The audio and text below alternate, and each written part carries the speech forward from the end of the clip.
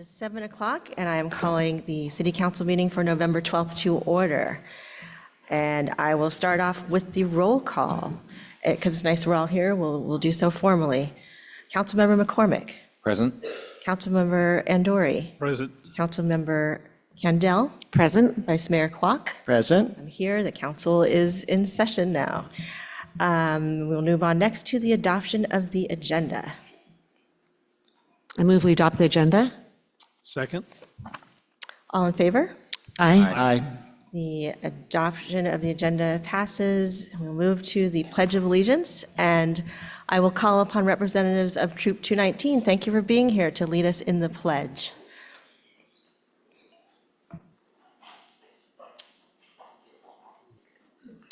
Please stand and join us for the Pledge of Allegiance.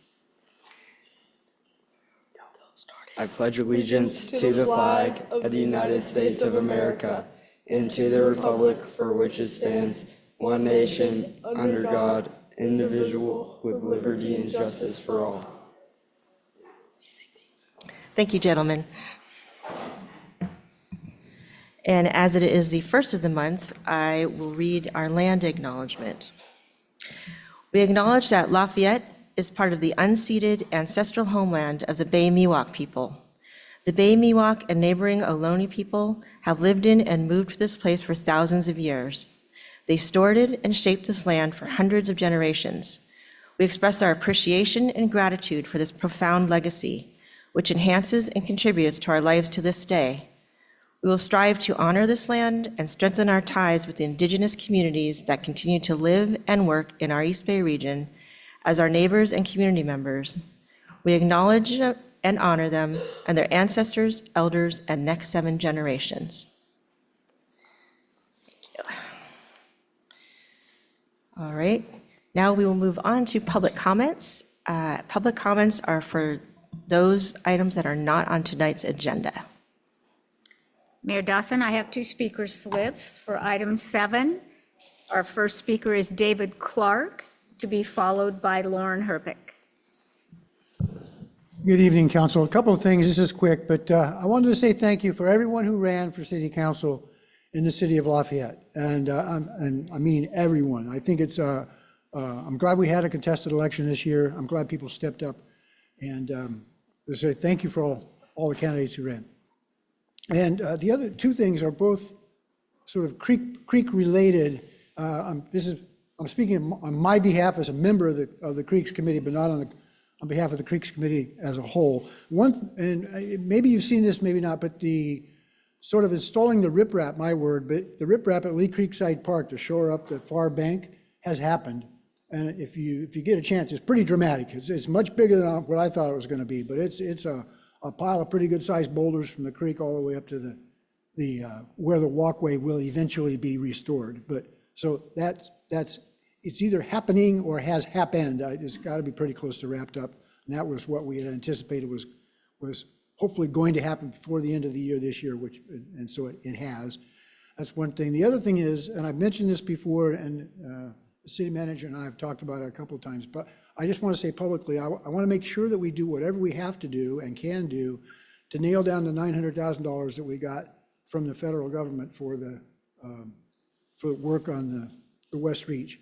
And by that I mean, I want to make sure those funds are, I think the buzzword is obligated, so that they're ours and then it can't be clawed back as I think is in process even as we speak. So whatever we need to do to make sure those funds are obligated and continue to be available for us, I would encourage the city to do. Thank you. Thank you, David. Thanks for your work on the Creeks Committee.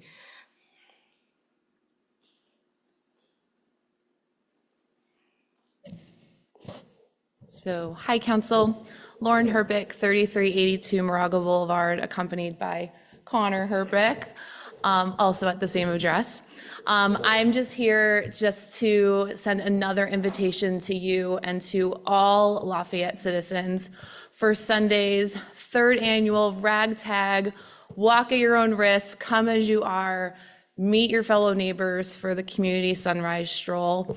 As I mentioned, this was started in 2021 by the Lafayette Chamber as a way to bring together neighbors and citizens during the season of Thanksgiving. I absolutely loved it that year and was inspired to continue doing it in 2022 last year, and I want to continue doing it this year. It's a beautiful way to start the morning. We are so fortunate to live in this beautiful city and have the reservoir right here within our city limits. So just want to extend an invitation.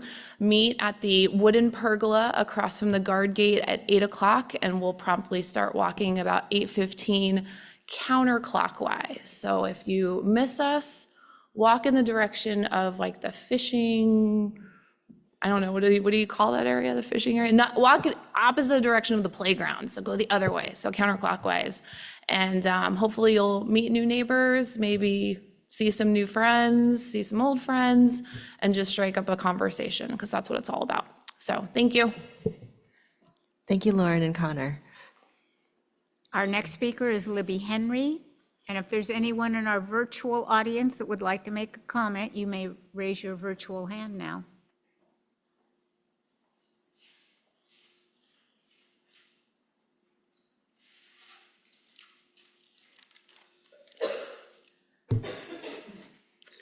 Everybody's taller than me.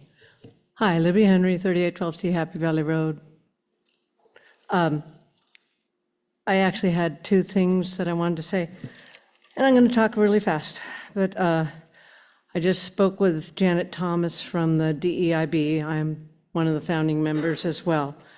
And so this is not officially in representation from the DEIB because we haven't had a chance to meet since November 5th. But I would like to request that the City Council reaffirm the city's status as a sanctuary city. I remember all too well what happened during the first turbulent years of the entity's time in the White House, and considering that he has just appointed an unqualified person whose only claim to fame is that she shot and killed her puppy because she couldn't train him. He has appointed her head of Homeland Security, in case anybody didn't know that. I remember several of my students, when I was teaching, living in fear that their parents would be taken away from them. Yes, it happened in Hercules, California, where people literally were taken from their homes, from the Safeway parking lot. And I remember having to console one of my little girls because she came to school crying. She couldn't focus on her studies because she was so overwhelmed with fear for her mom and dad. So I would just like to ask the City Council to please reaffirm its status as a sanctuary city in my vision, a very dark time. I'd also like to respectfully request, and she just left, in the spirit of the mission statement from the Lafayette DEIB, that Lafayette stands united against hate, that the council or the council directs the proper staff or maybe even the police to conduct an investigation and find the origins of the nasty and false misinformation and smear campaign that went on against candidate Lauren Herpich, which may very well have cost her her election bid. Not one allegation about her party politics or her actions are true. I know this for a fact, but these allegations and misinformation made it onto Nextdoor and other social media outlets, not to mention the social gossip. And I think it should be investigated because that shouldn't be happening in Lafayette. Anyway, and I'm open for any questions. Thank you, Libby. Any questions? Thank you. Mayor Dawson, I have no additional speakers. Okay. We'll move on to the city manager's update. Thank you and good evening, council and members who are participating both here and virtually. An update on the activities of the city departments. First, I wanted to let you know we're in winter season and our public works crew is out there cleaning grates, gutters to make sure that we have a relatively uneventful winter. The engineers are primarily in the office working on design and bid packages for the CIP of 2025. From the Public Arts Committee, the committee participated in the library's 15th anniversary celebration, and member Janice Peacock led a well-attended public art tour, since this facility is just filled with wonderful pieces of art. And on October the 29th, the Public Art Committee held its second Poetry for the Ages event at the Town Hall in partnership with the La Miranda Arts Council. It's a program that was developed in response to seniors' requests for more midday events. And there was really a great connection between our older residents and our Gen Z poets. So it was really a truly eventful occasion. From planning, I believe Tracy provided you with an update on the three large long-range tasks that are coming to you, the tree ordinance update. Second would be the ADU update, and third would be the housing element update. They're all scheduled to come to you either this month, the next, and in January. Some statistics: we have received 45 ADU applications to date, year to date, as compared to 30 last year.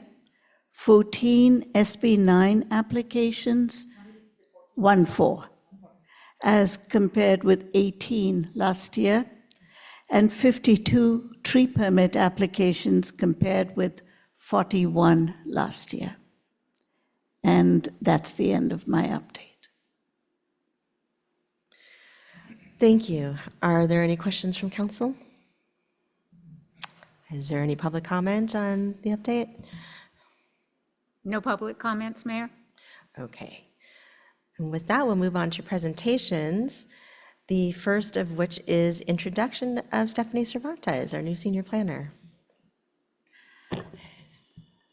Thank you, Mayor. I am delighted to introduce Stephanie Cervantes. Stephanie is from Southern California, where she earned her master's degree and began her career in planning.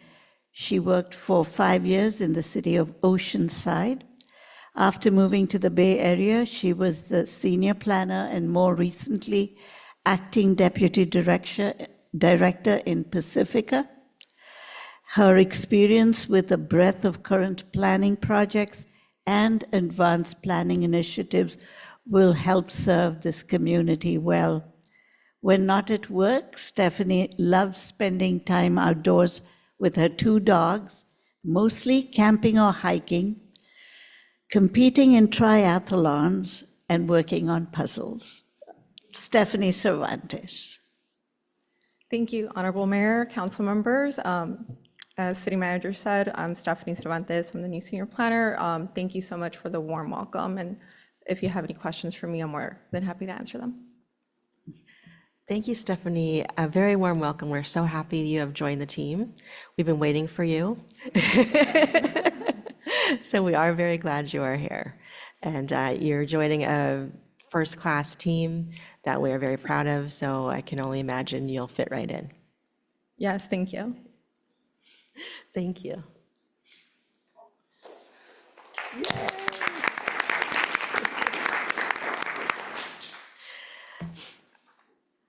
All right, next up, we have the Crime Prevention Commission. It's represented by Tracy Riley. No, there they are. Oh, great. Oh, there you are.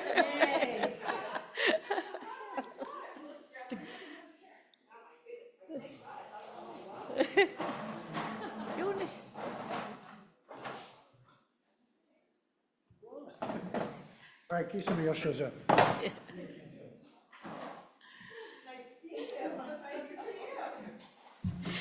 All right, nice, the ladies have shown up tonight. Well, first off, before I introduce our commission, I'd like to just, since yesterday was Veterans Day, if you just give me a moment, I just want to thank all the veterans who have served our country, and many of them are actually on our police department. So for all their sacrifices that they and their families have made, I think we owe them a lot of gratitude. So I want to make that first announcement. So thank you to everybody. On the commission, we are active. We are down one person, but it doesn't seem to be slowing us down. We have Larry Belusa, who's, I think you guys have heard his name a few times over the years. Cam Burks has rejoined us. We have Judy Peterson and Denise Brown and Daniel Horowitz and myself. The events that we have done to date are the Art to Wine, which is a regular thing. Public Safety Fair, that was in June. We did that with other organizations, safety or law enforcement agencies. A National Night Out, which I know a few of you guys came, so thank you. And that was in August. On the Citizens Academy, which Judy and Denise can speak to here in a moment, we've had two. One's wrapping up right now in the fall, and I'll have them speak about that. I wasn't sure they were going to show. And then we've had no requests for Neighborhood Watch. And as many of you guys know, Neighborhood Watch is really on an as-needed basis. So I actually kind of want to say it's a good thing, because crime has been down and people haven't felt like their neighborhood or under, that there's activity happening where they feel like they need to do that. So always better to be prepared. So I'm certainly not trying to say that you don't need to have them unless there's an event, but I'm just trying to put a positive spin on it, that I think because we haven't had any, it's because the police have been doing a really good job. And our neighbors and our residents have been also doing a good job. So kudos to that. The other thing I want to talk about before I pass it over to my two fine esteemed colleagues here is I want to remind everyone of something that was passed back in 2009, and we're going to be putting a little bit more emphasis back on it again. So back in 2009, starting in 2006, but it took a few years, Carl was on the council at that point, we passed the solicitor's ordinance here in town. And so the solicitor's ordinance was created for quick history. We were being inundated with door-to-door salespeople. And they weren't the Girl Scouts, the Boy Scouts. We were having quite a few problems, criminal problems because of it, as were other of our neighboring cities. So we enacted a solicitor's ordinance to just put some rules around that. And it was very effective. So effective that I think we have noticed in the number of years a steep decline in people coming to our door peddling things. We have noticed a little bit of uptick, and we really, I think, put it on the back burner about discussing it and I think being a little bit more, putting some more communication around it. So we did bring out at the Art and Wine Festival, we brought back pamphlets on the solicitor's ordinance, and we also brought out the no solicitation signs. So what that means is that if somebody wants to commercially peddle, go door to door to sell their commercial wares, they need to go to the police department and sign up. It's not a very difficult process, but it basically just lets the city know who's here, so we don't have people with outstanding warrants walking our neighborhoods, knocking on people's doors. When they do so, they will be given a very noticeable lanyard that says that they have come into town and checked with the city and the police department, and they have been given them that opportunity. Once they have that, they're free to go ahead and do their job. But we've been noticing, and I've talked to the PD on that, we have some solar companies and some other companies in town who are not doing so. So right now we have one active permit. So those people have come in and done the right protocols, but many have not. Some of them don't know, they may not realize that there is an ordinance, and many residents no longer know that, because again, I think we've really backed off on talking about it, like Neighborhood Watch, when you don't seem to have the ongoing problem, you tend to forget about those type of things. So I think it's something that we wanted to, let folks know that it's a tool that the police department have. It's an important tool because you cannot approach people without cause. So this gives the police cause.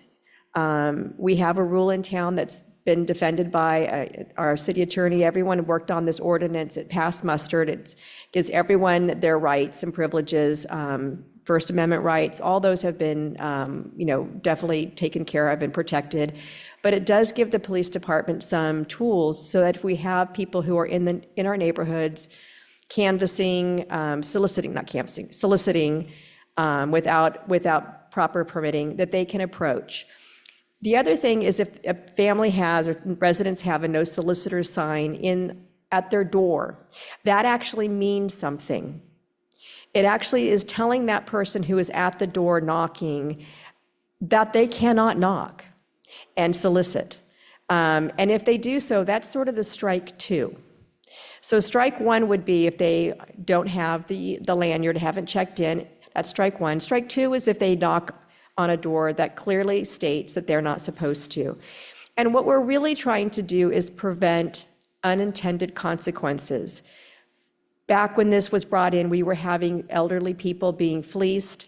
People were coming into their homes charming their way into older people's homes, stealing things from them, doing all sorts of things that just were not, that were causing some problems, in addition to a very horrific event that happened in 2005 with an elderly resident. And so we're really trying to, find ways to prevent those type of things from happening. So with that said, we'd like to, we're just letting you know that we'd like to kind of put some more effort around that. And whether that is, so sorry, I got a little bit of allergies here. If that means, maybe utilizing some of the tools with the communications through the city, just to kind of get the word out, we would like to have that opportunity to do so. And I think with that, I will pass it off to these fine commissioners, and they can talk about the Citizens Academy that's wrapping up. So I'm not sure which one of you, Denise or Judy. Good evening, and great to see you all. Denise Brown. And we just actually finished our most recent Citizens Police Academy. We just finished up about a week ago.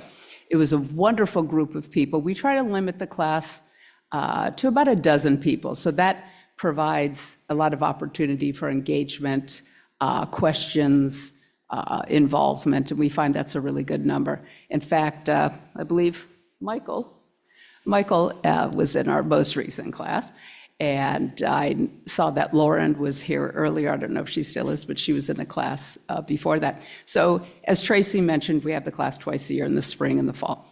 And we owe everything to our wonderful chief, Alder, and his amazing, amazing staff, the sergeants, the detectives, the CSI agents, John Cornell, the traffic officers. We learn a whole host of very interesting dynamics in the police department, and all the officers are so engaging, and they just want us to ask questions. And the classes is, just to remind you what we cover, overall, the police department overall. We talk about traffic, we talk about investigations, the CSI officers are there, so that's really fun. We dust for fingerprints and do all sorts of things. We go to the coroner's office, which is always a very interesting time, 911 dispatch, and we learn all about that most amazing staff that they have. When we need them, they're there. And we also have a tour of the jail, which is quite interesting. We also have a Saturday class where we go to the firing range. And this last one had to be rescheduled. We're still working on a date, but we also finish up the class in front of this esteemed group of folks where we have our graduation. So we'll be doing that shortly. We look forward to the springtime for our next class. And really, it's a highlight. I think it's a jewel in what our Crime Prevention Commission does as the Citizens Police Academy. So thank you. So those are sort of the, I think the majority of the things that we have accomplished this year. We are always open to other topics that may present themselves. We have in the past, done some other things, whether that be on the fentanyl issue that we had last year, or just town halls on cybercrime, that type of thing. So we're always paying attention. And so if you have or have heard items or people want to come to our meetings and bring up topics, we're definitely open to that and doing outreach if we think we can be useful and if there's an audience that really, wants to hear that. So, we're pretty nimble and open to a lot of different things in ways to prevent all sorts of different types of crime for different community groups here in town. So with that said, are there any questions for us? Thank you so much for that presentation. And are there any questions? Please. Yeah, thank you so much. So I guess it's more of a question for Nirup. Do we need to take any action in order to help them get the word out on the no solicitors? Like, do we need to bring it out at the end of the meeting, or that's just? No, we can work with the commission and with Suzanne to publicize it. Thank you. I just want to make sure that you're getting the help. If we needed to do anything to help you. Yeah, I was sort of hoping like the weekly roundup or other communication tools the city has that has maybe a different audience than what we might have. Just again, to sort of put it out there and get it in front of people just as a reminder and also to educate new residents. And there was a lot of new residents who moved in after 2020. And quite honestly, we haven't really talked to them about that. And so we'd like to talk to them about that now. Thanks. Just well, thank you very much. I'm privileged to be one of the city council liaisons for the Crime Prevention Committee. So I've sat in a couple of the meetings. It's great. It is the epitome of just the police department work with just the experienced set of citizens who are very knowledgeable and can really get things done. So thank you very much for your service. And just to understand just a little bit on what you're thinking about for next year. Is it pretty much next year you're going to continue focusing on, absent any other direction from council or so on, is the plan to kind of keep going the same programs next year that you did this year? Yeah, we pretty much have like a standard, I would say, like the ones I've gone through, the Citizens Academy, that one has been going on now for many years. I don't see any slowing down on that, so that will continue. Neighborhood watches are always available should they need to be. Art and wine, safety fairs, all those type of things, we always want to show up and make a presence. And then, like I mentioned, the solicitor's ordinance, that's a little bit more bringing that message out to the different group events that we go to, and again, utilizing other communication tools. As far as more events and more activities, I think it'll just be as they come up. But those are sort of the ones that we typically, have done year in, year out. Well, thank you very much. You're welcome. Thank you. Any other comments? Sure. Thanks for the great report and all the good work done there. You started by talking about the neighborhood watch.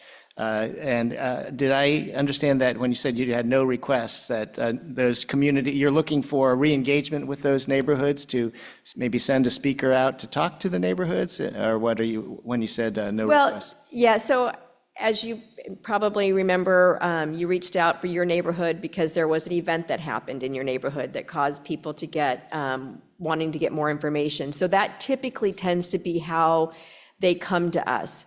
But as I stated, if there's no harm in having them before you have, it's like, you want to go to the doctor before you get sick. So if neighborhoods want to organize and get to know each other from not only from a crime prevention standpoint, but also, as an emergency preparedness, that kind of neighborhood gathering and sharing and getting to know people benefits in a lot of ways. So I encourage neighborhoods to do it. I'm just reporting out that we've had no requests for them this year.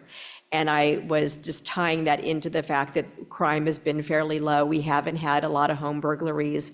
Things have been, looking really well, and I think people feel good. So I'm just taking that as a good sign, but we always would appreciate and be happy to go out to neighbors' homes and talk about that if need be. That's great. I mean, there are people, new residents coming into neighborhoods, and it's always, it's a great opportunity to meet neighbors and meet new neighbors, and this can be an excuse. So you've sort of prompted me to do something in my neighborhood as well.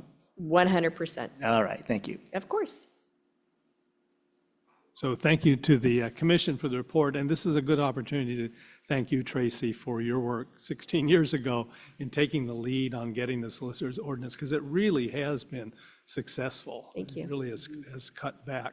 And I think it's absolutely right that people need to be reminded of it, because there's so many new residents who aren't aware. And the signs can be done in such a nice way. I went to pick up a campaign sign, and this house had a sign that said, "No solicitors, see dog for details."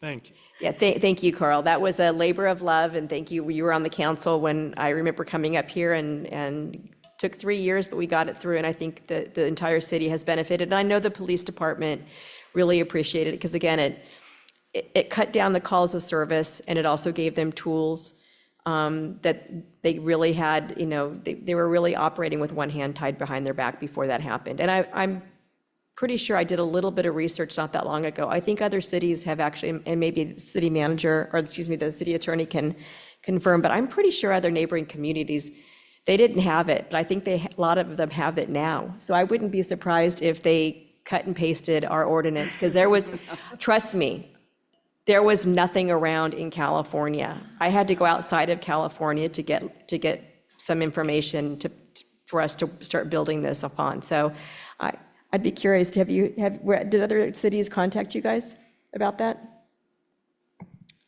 I feel like we did get, in close proximity, did get contacted by some of our neighbors. Yeah. So that's good. That's good for all of us. So anyhow, thank you. Thank you. That is really good. So kudos again for that. And thank you, Tracy, Denise, and Judy for being here tonight, and to all of the commission for the work you've done and do throughout the years, not only being responsive, obviously, to what the community needs, but proactive and like, here, we need to get this out again and get the information out. So really do appreciate that and the work you continue to do.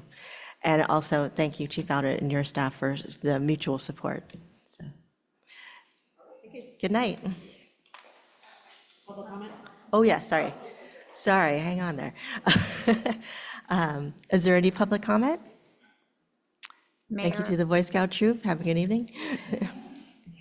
I have no speaker slips, and I have no raised hands in our virtual audience. Thank you. If it's okay with the city council, I'd like to add an addendum to my update, and it's timely because both the commissions that our police departments serve are here. As the council is aware, Chief Ben Aldrich will be leaving the city of Lafayette at the end of the year. And to say we're going to miss him is an understatement. I just wanted to let you know that we are conducting interviews next week, and I hope to make a decision by the end of the month. Thank you. Thank you. Thank you for that, and that is apropos. These commissions are here. We certainly will miss you, Chief Aldrich, and we will have time to thank you amply, but, well, actually, we probably could never thank you enough amply, but we'll continue this later. Thank you. If you need any help, I'm raising my hand to help with the selection. I'll leave on that note. Thank you. Okay, we will move on to the Emergency Preparedness Commission.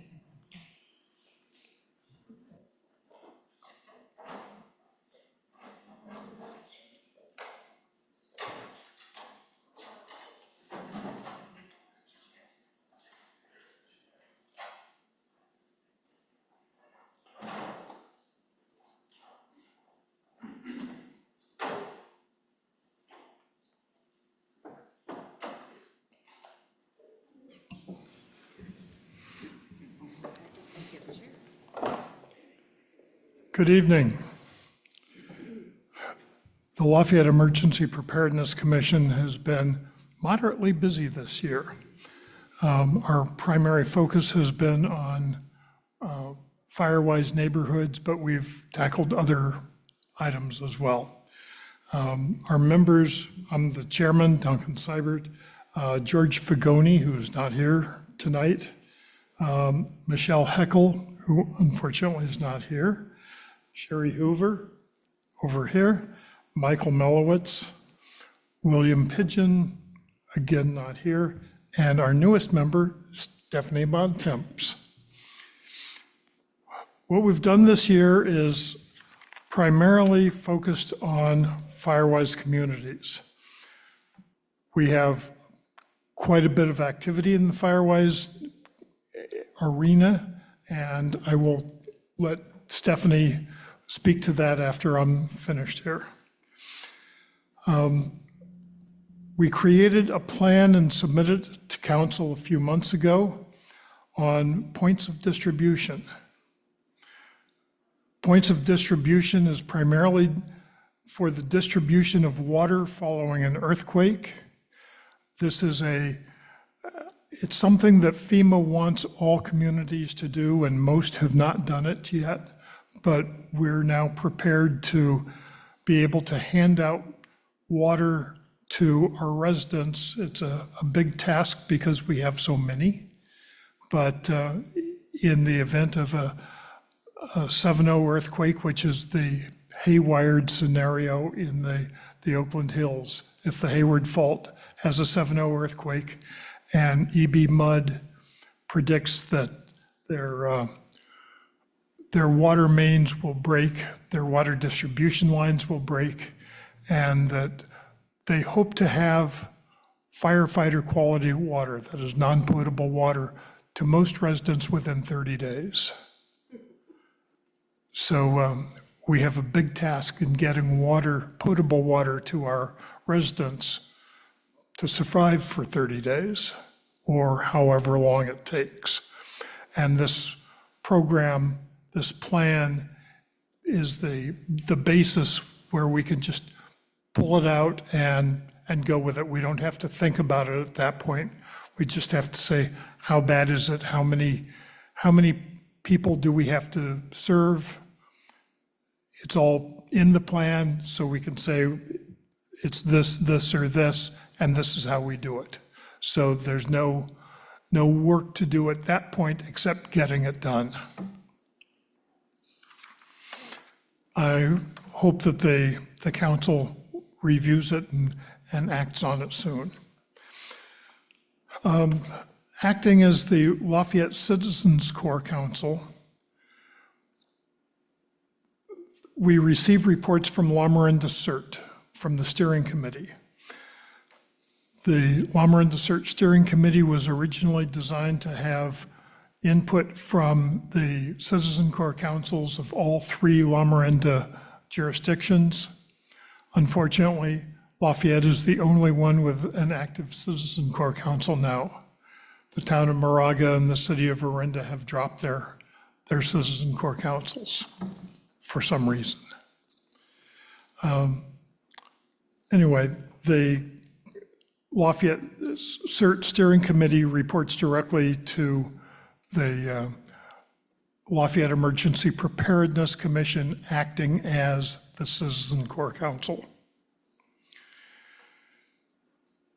We were in the Lafayette Safety Fair on June 22nd. LEPC co-staffed an information booth with the Crime Prevention Commission. And under the auspices of the Citizen Corps Council, La Miranda CERT provided fire extinguisher training. We train little kids because they're fascinated by the live fire that they walk up to and they put out the fire, and this gets the parents involved in coming up and learning how to use a fire extinguisher. So it's good emergency preparedness training for the entire family. At the Lafayette Art and Wine Festival, we co-staffed an information booth with the Crime Prevention Commission, and we had brochures and other handouts that raised awareness of hazards, especially wildfire and earthquake. Materials describe procedures for the 4 phases of emergency management: mitigation, preparedness, response, and recovery. The CERT team, as in previous years, provided parking and traffic control, And we also had a role in the radio dispatch operation for the festival, conveying requests for supplies, materials, and emergency response.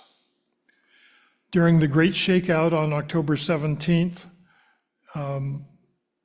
the Emergency Preparedness Commission worked with John Cornell primarily and used it as a training event in Lafayette.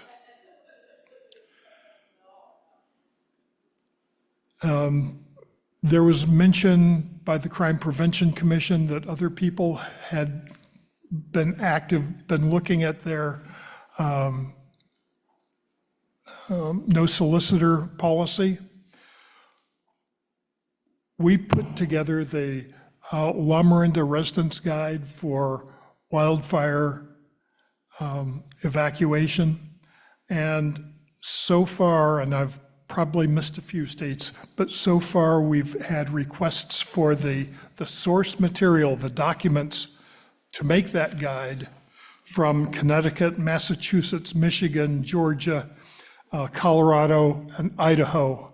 And I'm sure there are others, but they love what we've done here, and it's now being published, updated for other areas and published. Our goals for next year, we're waiting for council in early 2025 to set their goals, and we will align ours with council goals, focusing primarily on educating the public on safety and being prepared for potential disasters. We review the Lafayette Emergency Operations Plan and update it as necessary.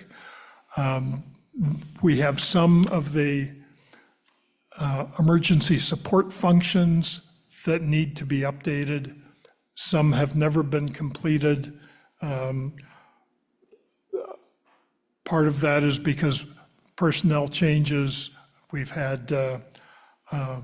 been waiting for law enforcement to finish, and that just keeps moving on. So we hope to get that effective sometime next year. We continue and expand our collaboration with senior services and getting the seniors prepared for emergencies. And we continue a lot of other training. At this point, I'm going to turn it over to Stephanie Bontemps to talk about Firewise. Good evening.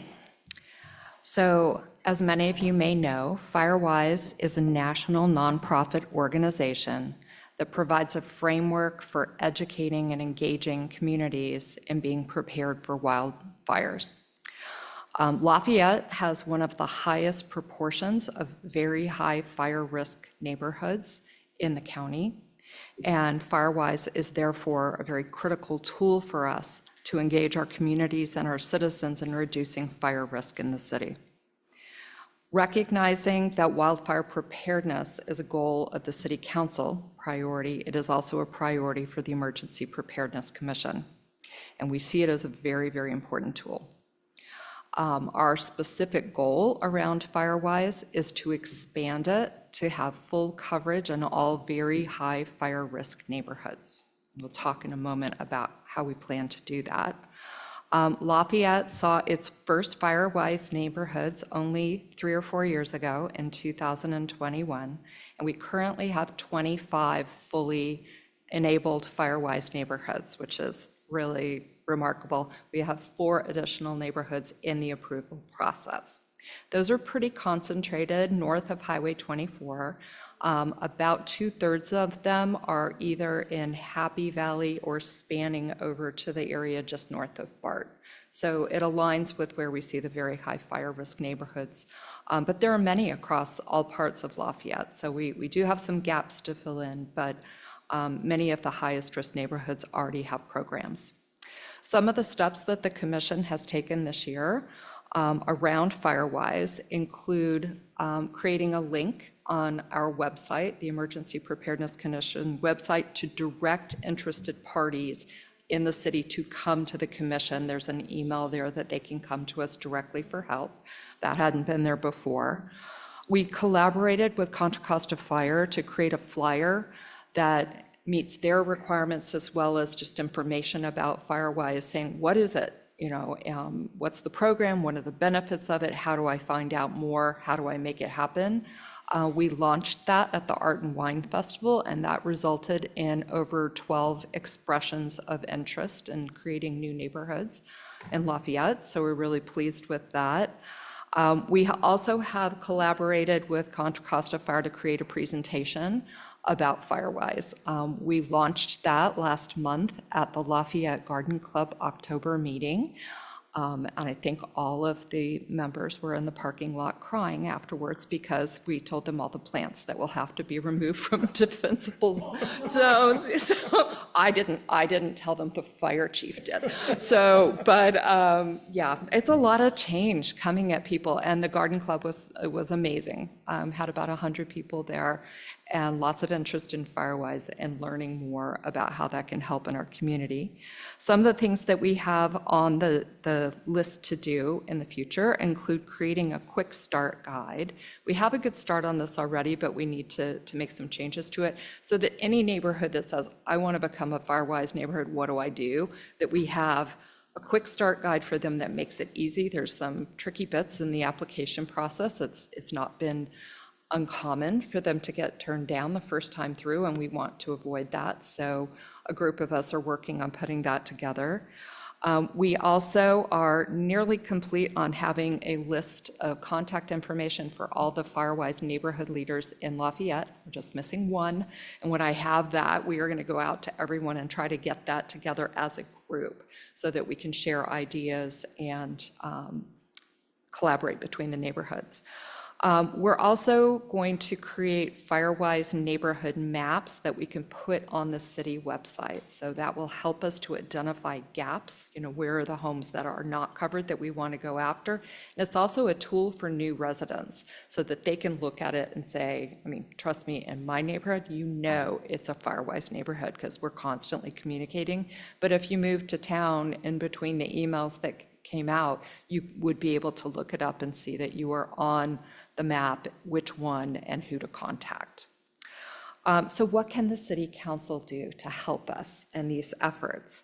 First of all, you can advocate for Firewise in your own neighborhoods. And I know at least 2 of you live in Firewise neighborhoods already, maybe more. You can also let the commission know of any community groups that you think would be interested in a presentation about Firewise. So if you would direct those to me, we will make sure to follow up with those organizations and make it happen. Very importantly, we need you to advocate with Contra Costa Fire to make sure that we have the resources that we need to be prepared for wildfires in Lafayette. One of the things that's taking place right now, perhaps some of you have already experienced this, Contra Costa Fire is doing a door knocking campaign this fall to alert homeowners in the very high fire risk neighborhoods of Lafayette to what the Zone 0 defensible zone means. So if they've not been to your home already, they're coming soon. The process is they will knock on your door. If you're not home, they leave a door hanger for you with information.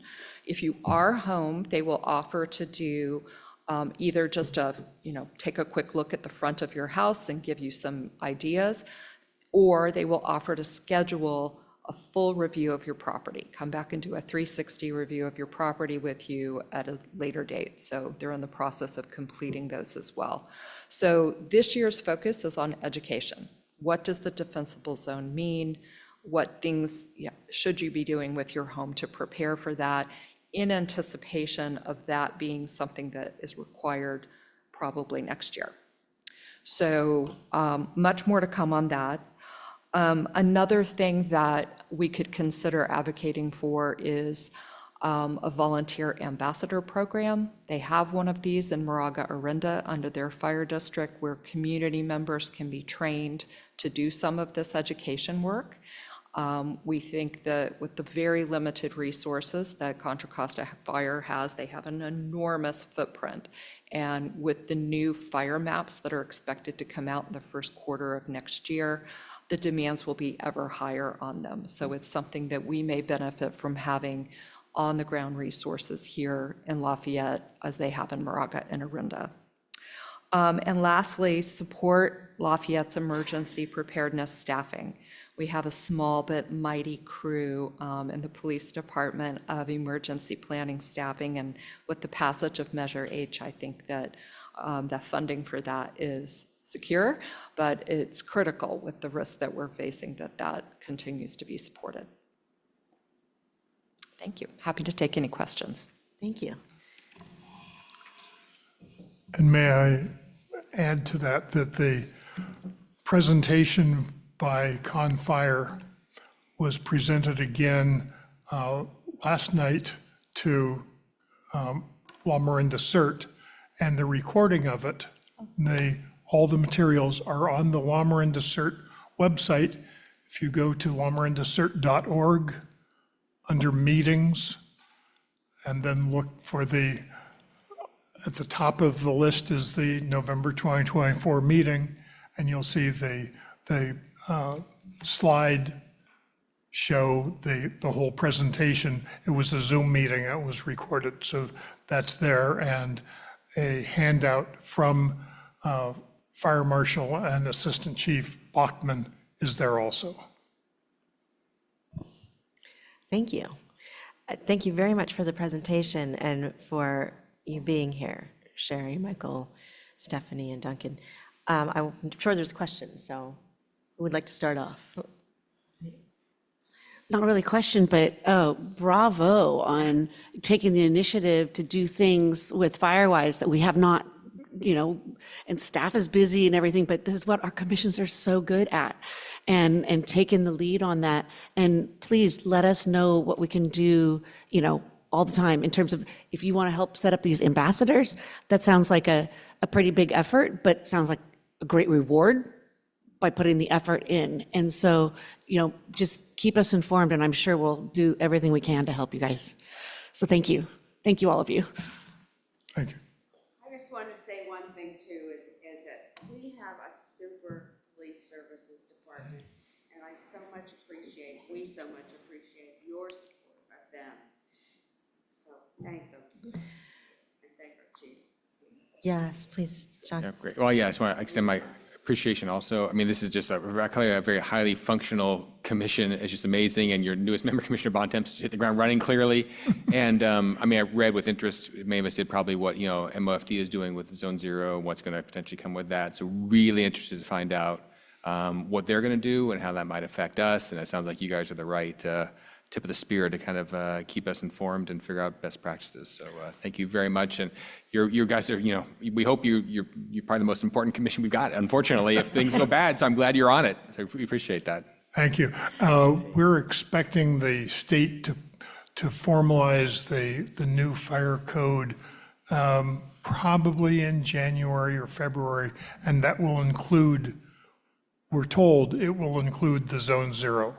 And for those who don't know it, Zone Zero is a non-combustible zone 0 to 5 feet from your home and from any structure. So that means no plants that can burn, no mulch. You replace the mulch with gravel or any hardscape, but nothing, including fences and gates, wooden gates that attach to your house. Replace them.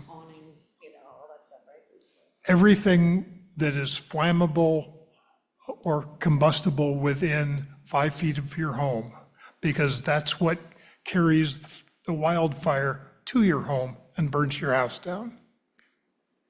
So I'm sorry, you expect that that'll come out as a mandate next year from the state, I think? In phases. In phases, yeah. Yes. Great. That's what the fire district expects. Okay. Thank you. That's why they're doing the door knocking campaign currently. They've not covered a lot of territory. Sure. They've not covered a lot of territory yet. The vast majority of interactions that they've had have been very positive, but there have been a couple that have been less positive. And so I think we have to expect that there will be some citizens who are really unhappy about this, and I'm sure the city council will be hearing about it from. And this is just in the very high fire zone or entire No. city? That remains to be seen what their requirements will be. Absolutely, it will be in the Yeah. very high fire zones. And it's not just the regulations that the state has to follow. The insurance companies are going to require this too. If you want insurance on your home, whether it's a medium or a high or a very high risk, everyone's going to have to step up their game. So. Initially, this will affect virtually every property north of the freeway and west of the reservoir. Those are all of the proposed very high fire severity zones in the local responsibility area. There's another comment. I just want to say how it's true how important this is. I know this came up in one of the Contra Costa Fire Department's updates to us. So we had a little inkling that it might be coming, and it is pretty serious and going to be seemingly drastic, but obviously necessary.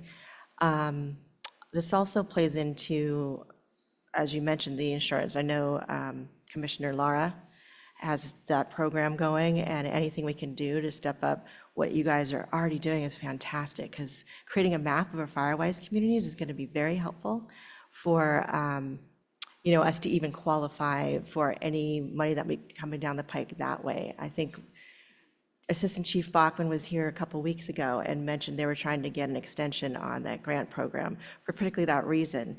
If we are doing proactive things in the community, if we can then be eligible for residents to have reductions in their insurance or get more points, so to speak. So that's very important. All these things will play together. It's not solidified yet, but getting this in place as those programs come out and to access, that would be great. So thank you for all this incredible effort. It's obviously exemplary, since other states are not only asking for our preparedness, but just what you're doing and stepping up to communities. I did have one question about the review and modify the emergency support functions. What you said piqued my interest about East Bay Mud saying if we get a 7.0 earthquake, their pipes are going to break. Inevitably, Yes, that, okay. yeah. But what I'm prefacing that is I would be worried about our gas pipelines. So hazardous materials, that would be really important. Well, I'm worried about both of them, but that's actually something. What's your update schedule or? Okay, gas pipelines are not in nearly as much peril as the water system. The gas pipelines are much newer. No, ours are. Some of them are very old, Yeah. but they've done a lot of seismic inspection and retrofits on them. The water pipeline, the estimate is that they will have some 50,000 breaks. Wow. And there's not enough pipe on the ground in the US to fix everything that will break. And it will take 6 months for them to manufacture enough pipe to fix everything. And that's a whole other story with, what might happen with materials there. But I appreciate that you're proactive on that as well and getting that distribution. Okay. Also, the PG&E on the gas pipelines has automatic shutoffs. And so the gas will shut off if they detect any leak in any of their mains anywhere. I appreciate that. I do know a lot of information about our infrastructure here, and I do know there's 70-year-old pipelines that have not been tested. So that's why I'm thinking it would be good, some way or another, we talk about that in our safety element. We'll have to try to loop it into some commission somewhere. Be happy to look yeah. into it.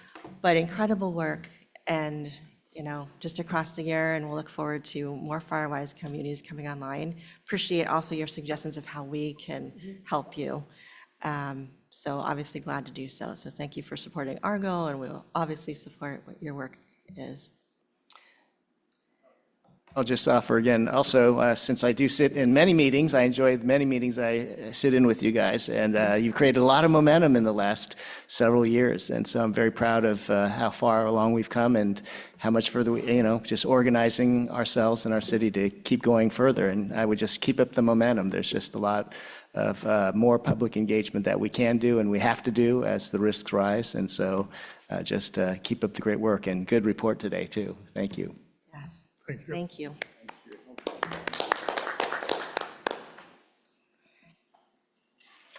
Okay, let's see. Oh, yes, I'm so comment? sorry. That's part of the exercise. Yeah, I mean, I'm Dave Clark. I've been trying to struggle how to do this without asking a question. It's not really the right format, but I just asked a question. Your comment about Confire knocking on the door, and then if we want an assessment, they'll come back and do the assessment. Is that assessment, is there a charge for that assessment? I didn't think they had funding for that. Interesting. It is not only a no charge, but it is not punitive assessment. Oh, there's not only no charge, but it is not a punitive assessment. They will not write up anything. They will not force you to do anything because of it. Okay. It is simply an informational assessment. Thank you. Yeah, one thing that they told me today is that it's not just Lafayette they're doing this for, Pittsburgh, Martinez, and Lafayette. So they have 4 inspectors doing this. That's what, I mean, it's hard to imagine they can get all this covered, but they're working on it. And rainy season is better. There's fewer fires. So they started with one of their reviewers in Martinez, and that person will work south, and the persons in Lafayette will work their way around and north, all the way up through Pleasant Hill until they meet in the middle. But no, there's no charge for it. There's no requirement to do anything. Oh, I just want to add, thank you. I believe you reviewed the tree protection ordinances that were, or have you reviewed our tree protection ordinances that we're actually going to be reviewing? Okay. Well, then I would recommend that you please do. We did include, because obviously defensible space and trees within that, into the new update to the tree protection ordinances, and you talked about what's in the 0 to 5. We do have recommendations for different trees and all that happen, pass through consultants and whatnot, but it would be good if you guys just did a read through. Appreciate it. Thank you again, very much. Mayor, I have another speaker. Oh, I'm sorry. More We have public a comment. speaker from our virtual audience, Jeff Kowalski. Jeff? Can you hear me? Can you hear me? Yes, we can. Oh, perfect. Thank you. My name is Jeff Kowalski. First, I wanted to express my thanks tonight to the Emergency Preparedness Commission for their very important work. I raised my hand tonight to recognize and bring to your attention Jenny Lancaster, who worked tirelessly to organize 20 Firewise zones north of Route 24 over just this past year. As a neighbor, we are all grateful for her efforts. Thank you very much. Thank you, and our thanks to Jenny. Thank you for expressing that. Jenny's a rock star, no question about it. And her documentation of the Firewise process, it's very customized for Happy Valley. That's the basis that we're using for the quick start guide for the city as a whole. Well, awesome. I appreciate the comment so that we can have that documented in these minutes. Thank you. All right. No more public comment? No additional Okay, with public that, comment. thank you again for being here, and a very good night.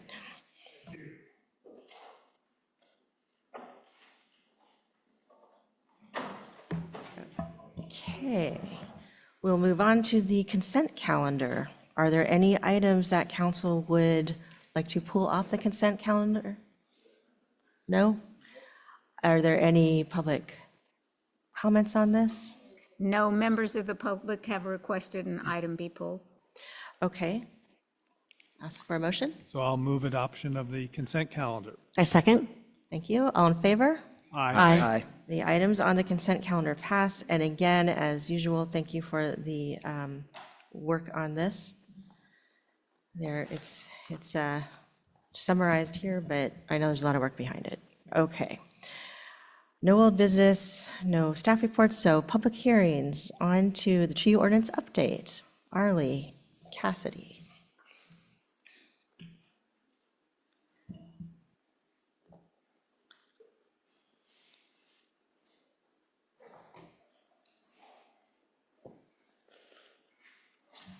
Good evening, Commissioners. I'm going to request just a few minutes to set up a few different screens so it's easier to present to you.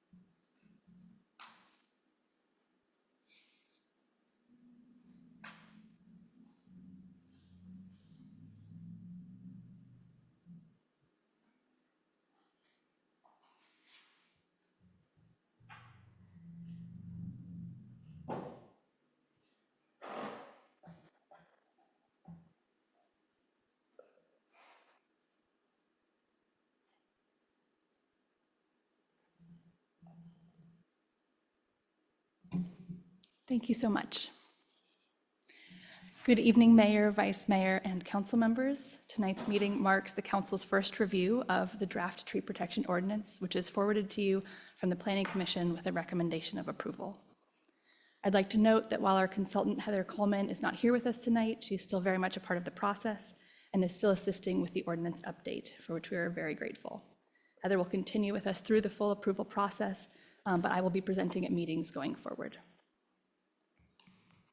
I did want to just catch, you were just speaking to the Emergency Preparedness Committee. We did have a talk with them earlier in the process before we had a draft ordinance. We discussed the general topics that were under review and proposed for inclusion and got their feedback on that. So we have not handed out to the draft ordinance to other bodies, but did consult with a few of them before in the process. Thank you. First off, you're probably familiar with this slide. It's come with us through the process. We are now in the final green arrow on the right for hearings and adoptions, but it has been a long process through the year. So thank you for continuing on with us.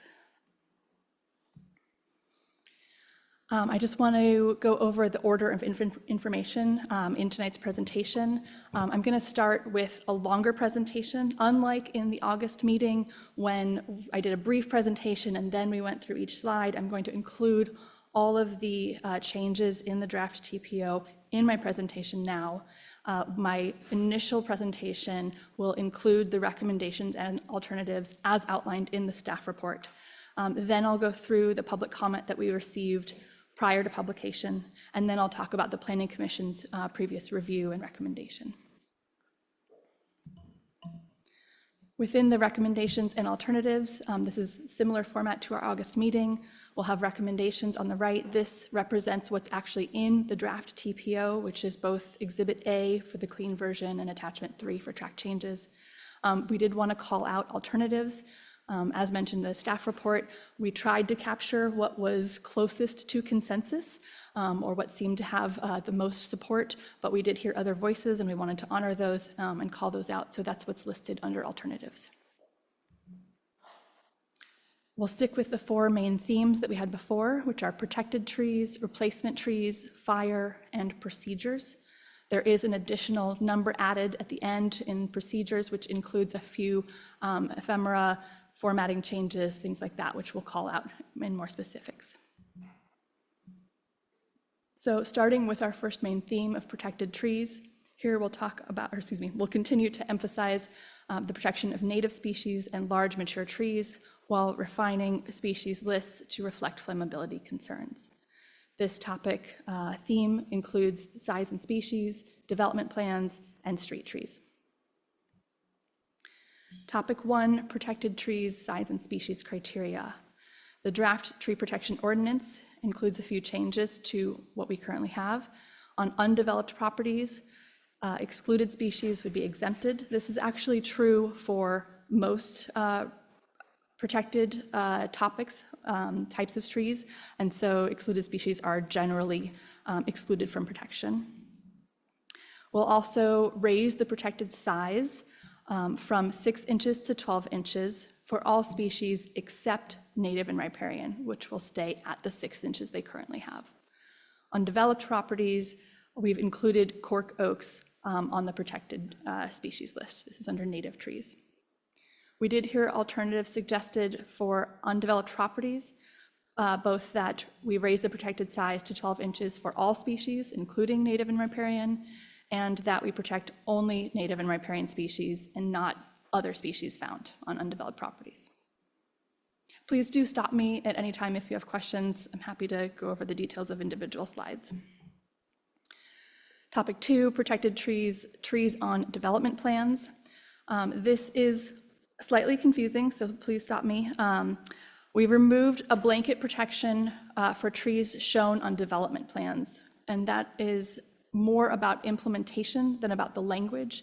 The current TPO includes protection for trees on previously approved development plans. Recently, staff had been interpreting this as a blanket protection for any tree anywhere on the plan automatically becomes protected. That's not actually what the language of the TPO says. And so we've clarified this so that going forward on approvals that have already happened, we will use staff discretion to understand which are the important trees, which offer privacy screening or screening of large massing. Those trees will be interpreted to be protected as the current ordinance allows.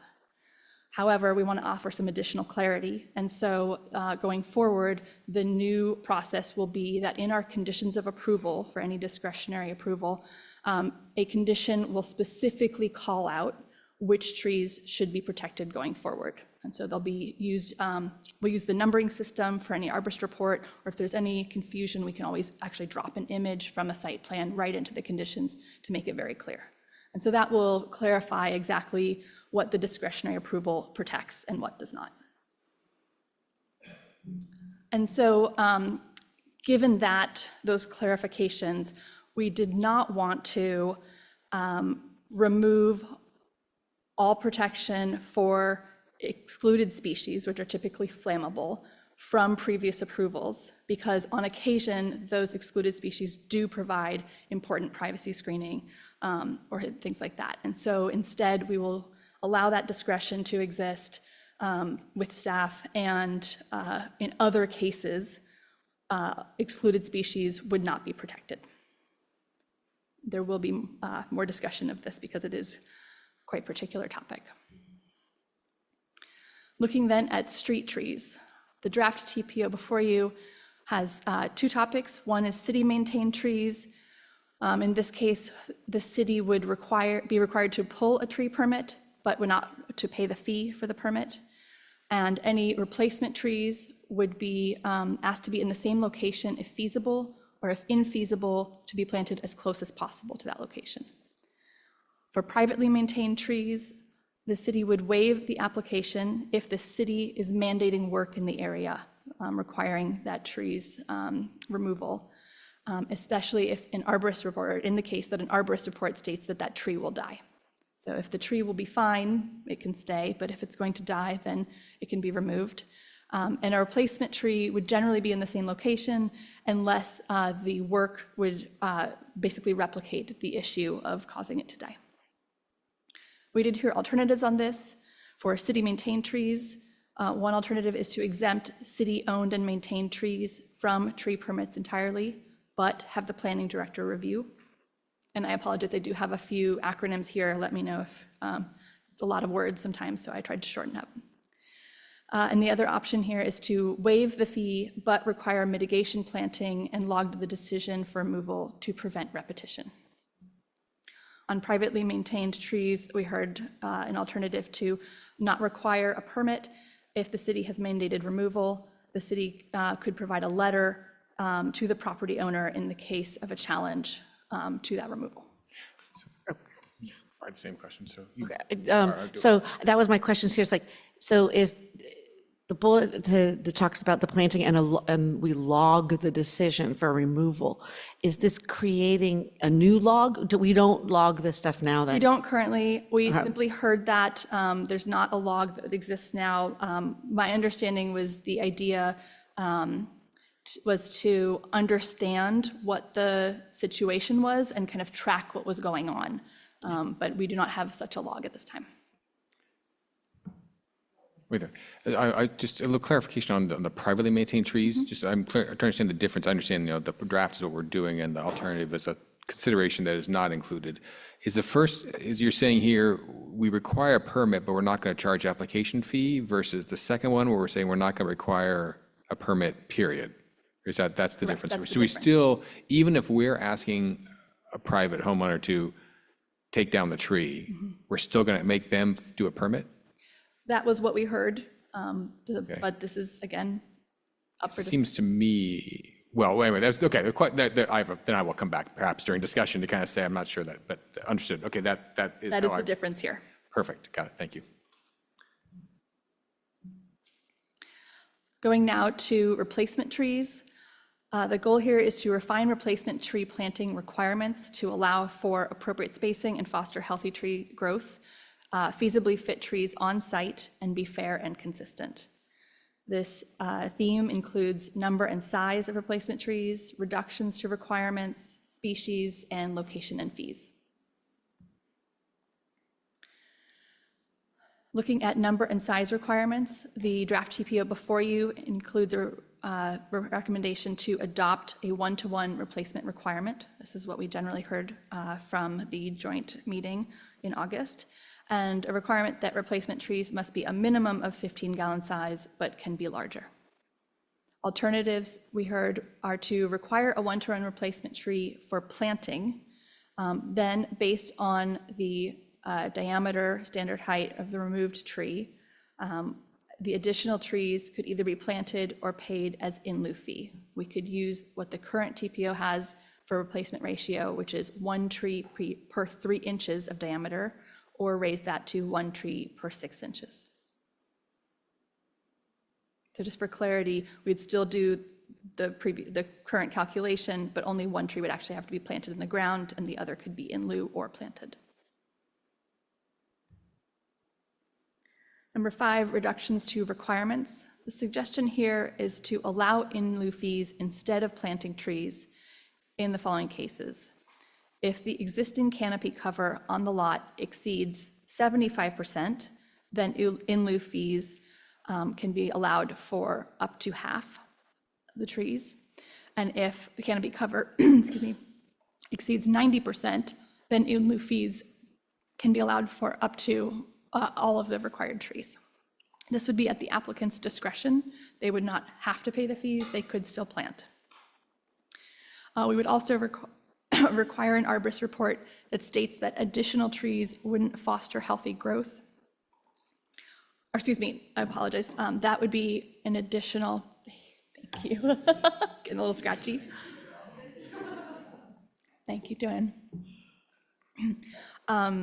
Let me clarify. So we would allow in lieu fees instead of planted trees when there's that canopy cover, or when an arborist report states that additional trees wouldn't foster healthy growth on the property, or if additional trees wouldn't comply with defensible space. We would also remove fees and replanting if there's no room to plant on the property except in Zone 0 and the remainder of the property is under a 90% canopy cover. Alternatives we heard are that for Category 2 permits, which is included with a development permit, we would require in lieu fees if the only replacement location is Zone 0. So instead of planting, we'd require fees. Or have an arborist decide if the only place to plant is in Zone 0 or impacts defensible space, et cetera, instead of the planning director making this decision. So we'd ask them to evaluate that situation. Mayor, sorry, a question. So for your previous one, we talked about the one-to-one replacement, and I understand certainly it's all about simplification and how confusing it is. What's your thought about the simplification or confusion of this thing where we're having to figure out canopy cover? Because the tool, like I tried to use the tool myself, and I could not, and I'm kind of computer literate, I could not figure out how to use the tool.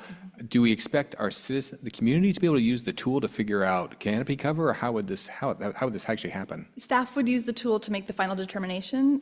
Certainly the citizens would be invited to make an early determination to kind of understand where they were at, but it would be staff using the tool to provide more consistency, and we would train them to make sure that it was fully understood. Right, but there's no way there's no way in this model, just confirming, there's really no way the community member would know what was going to happen until, like, there's no like simple checklist or flow chart you could possibly do to figure out if you're going to need to pay in lieu of fees or trees if we follow this model. That is correct. I mean, they would probably have a good guess if their property is half covered that they did not qualify. Right. But as whether they're 91 or 89%, it would be difficult. Right. I guess that was my concern. I think 7590 seems, I agree with you. It's like, oh, it's kind of clear if there's no canopy cover, half or full. 7590 seems kind of judgmental, especially if you have a house that doesn't have a tree house. Anyway, okay, that's fine. So you'd have to, I'm just confirming then, just asking you questions now. We'd basically have to go to staff to get kind of a adjudication on this. That's correct. So another comment that I put down here, it's like, wow, those percentages seem really high. Like, are you subtracting out like where the structure is? We do not have any current proposal to modify the numbers based on the property site plan. That is something that could be added. Okay.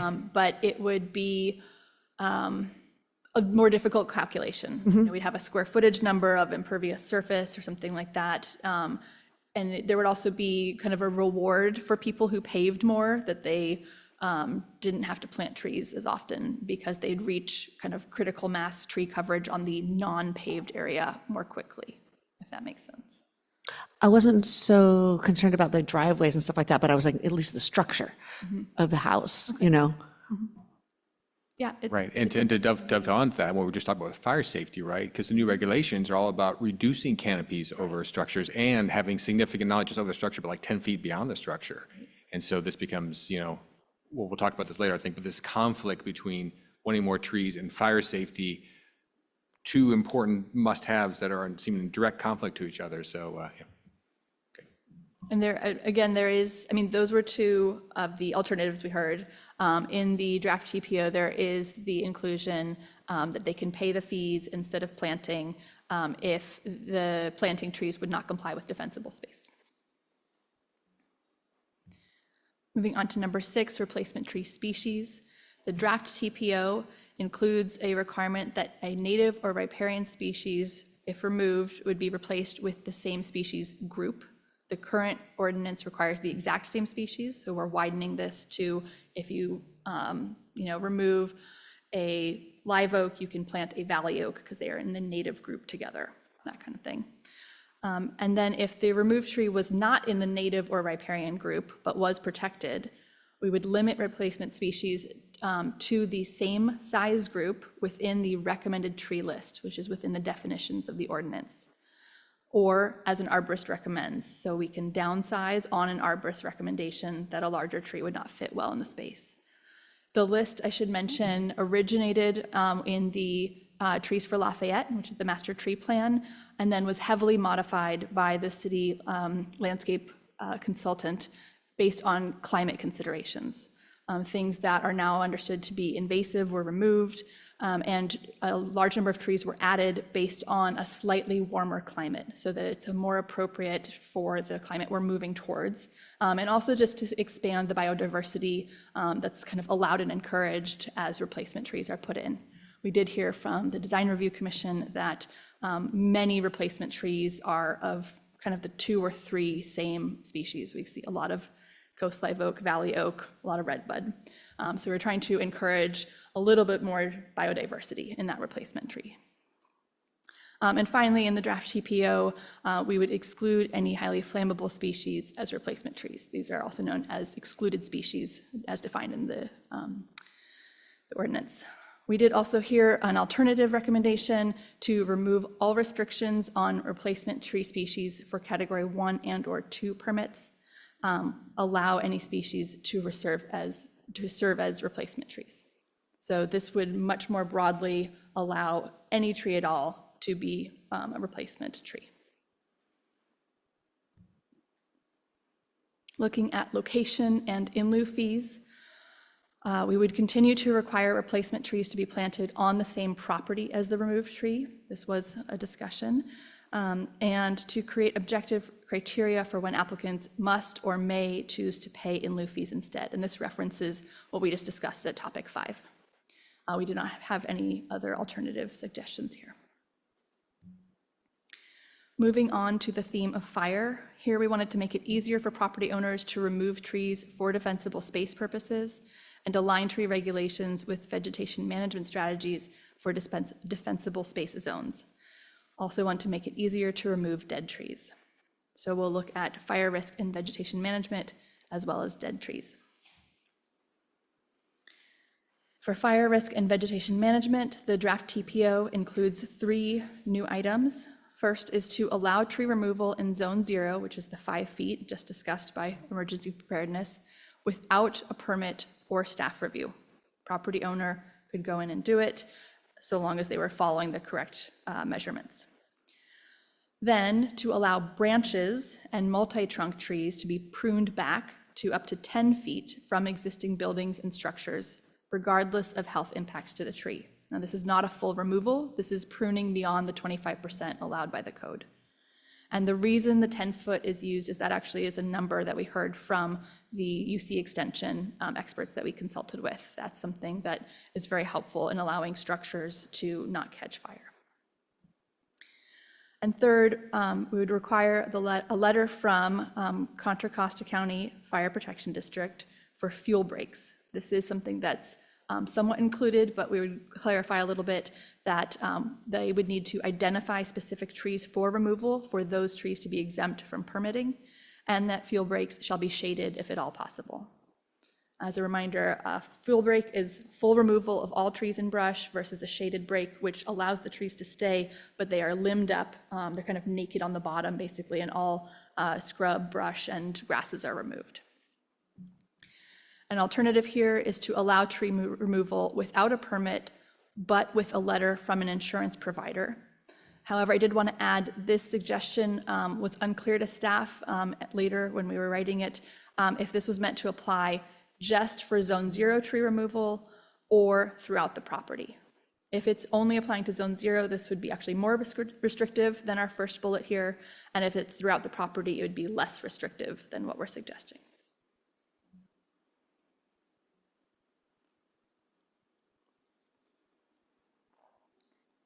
Gonna move on. For dead and dying trees, what we settled on in the draft TPO was that no permit would be required to remove a dead tree. However, a letter from an arborist would be required stating that the tree is fully dead and died of natural causes, meaning that the owner did not maliciously or accidentally cause its death.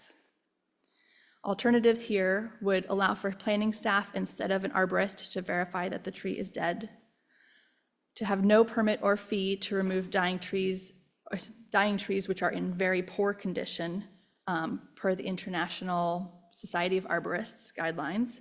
An arborist report would be required here. And 3, to allow removal of dead trees with no permit, arborist report, or staff review. So a wide range of options on that one. Looking at our last theme, which is generally procedures, the goal here is to establish clear and objective standards, minimize the number of discretionary decisions, and deter illegal tree removal. We'll talk about tree removal for safety, penalties for violation, and the additional issues I mentioned. Number 10, tree removal for safety. This is a bit of a cleanup item. I just want to explain, earlier in the August meeting, we had a suggestion from the city attorney to add some language, and both the general consensus from council and the planning commission was to not make that change. So the language that's currently in our code is at number 5. So it leads in, the director may grant an exception to any of the following circumstances. 5, when the city must remove a protected tree to protect the health, safety, and general welfare of the community. That's what we have now, and that's also what's in our draft TPO.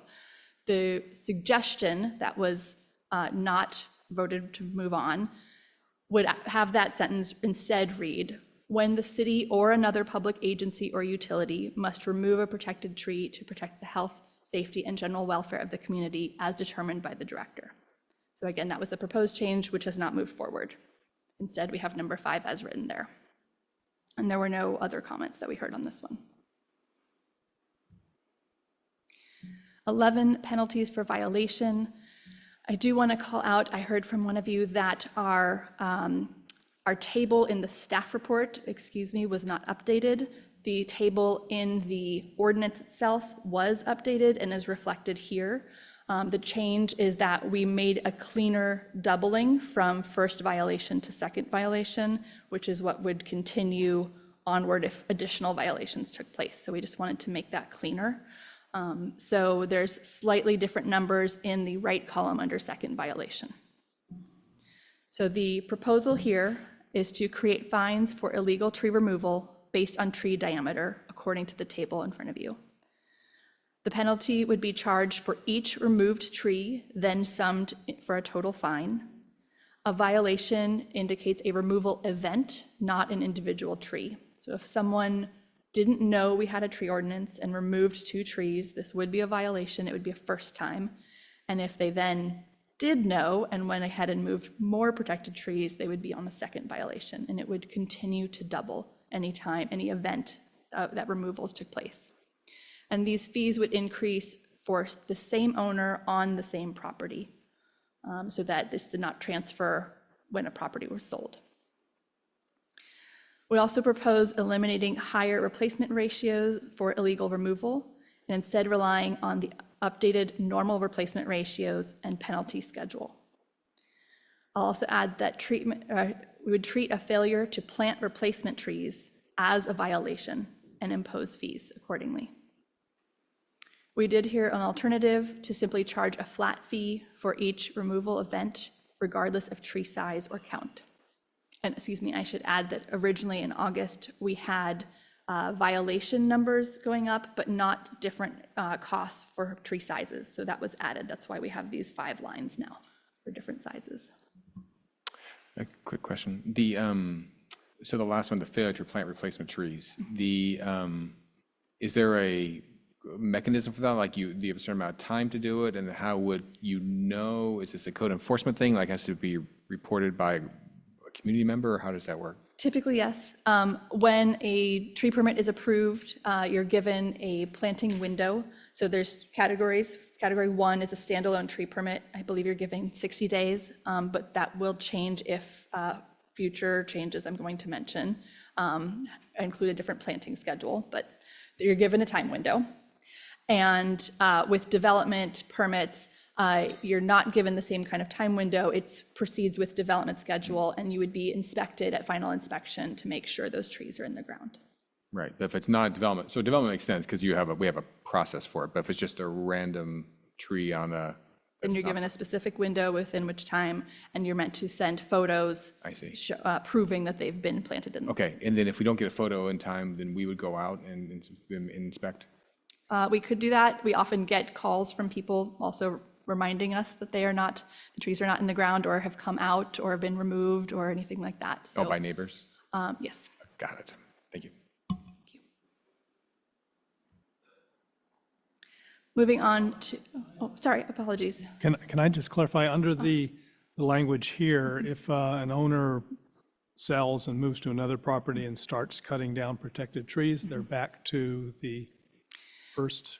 Yes. Why is that? We felt it would be quite difficult for staff to track ownership across properties. It would involve creating a table, tracking, there's often individuals that own property or LLCs. So there are ways to circumnavigate tracking an owner across properties. And it would involve a lot more staff time to track that. Thank you. Number 12 is additional issues. There are a number of things I'll go through here. These are small changes, formatting, et cetera, that we made that were not discussed as topics at the August meeting.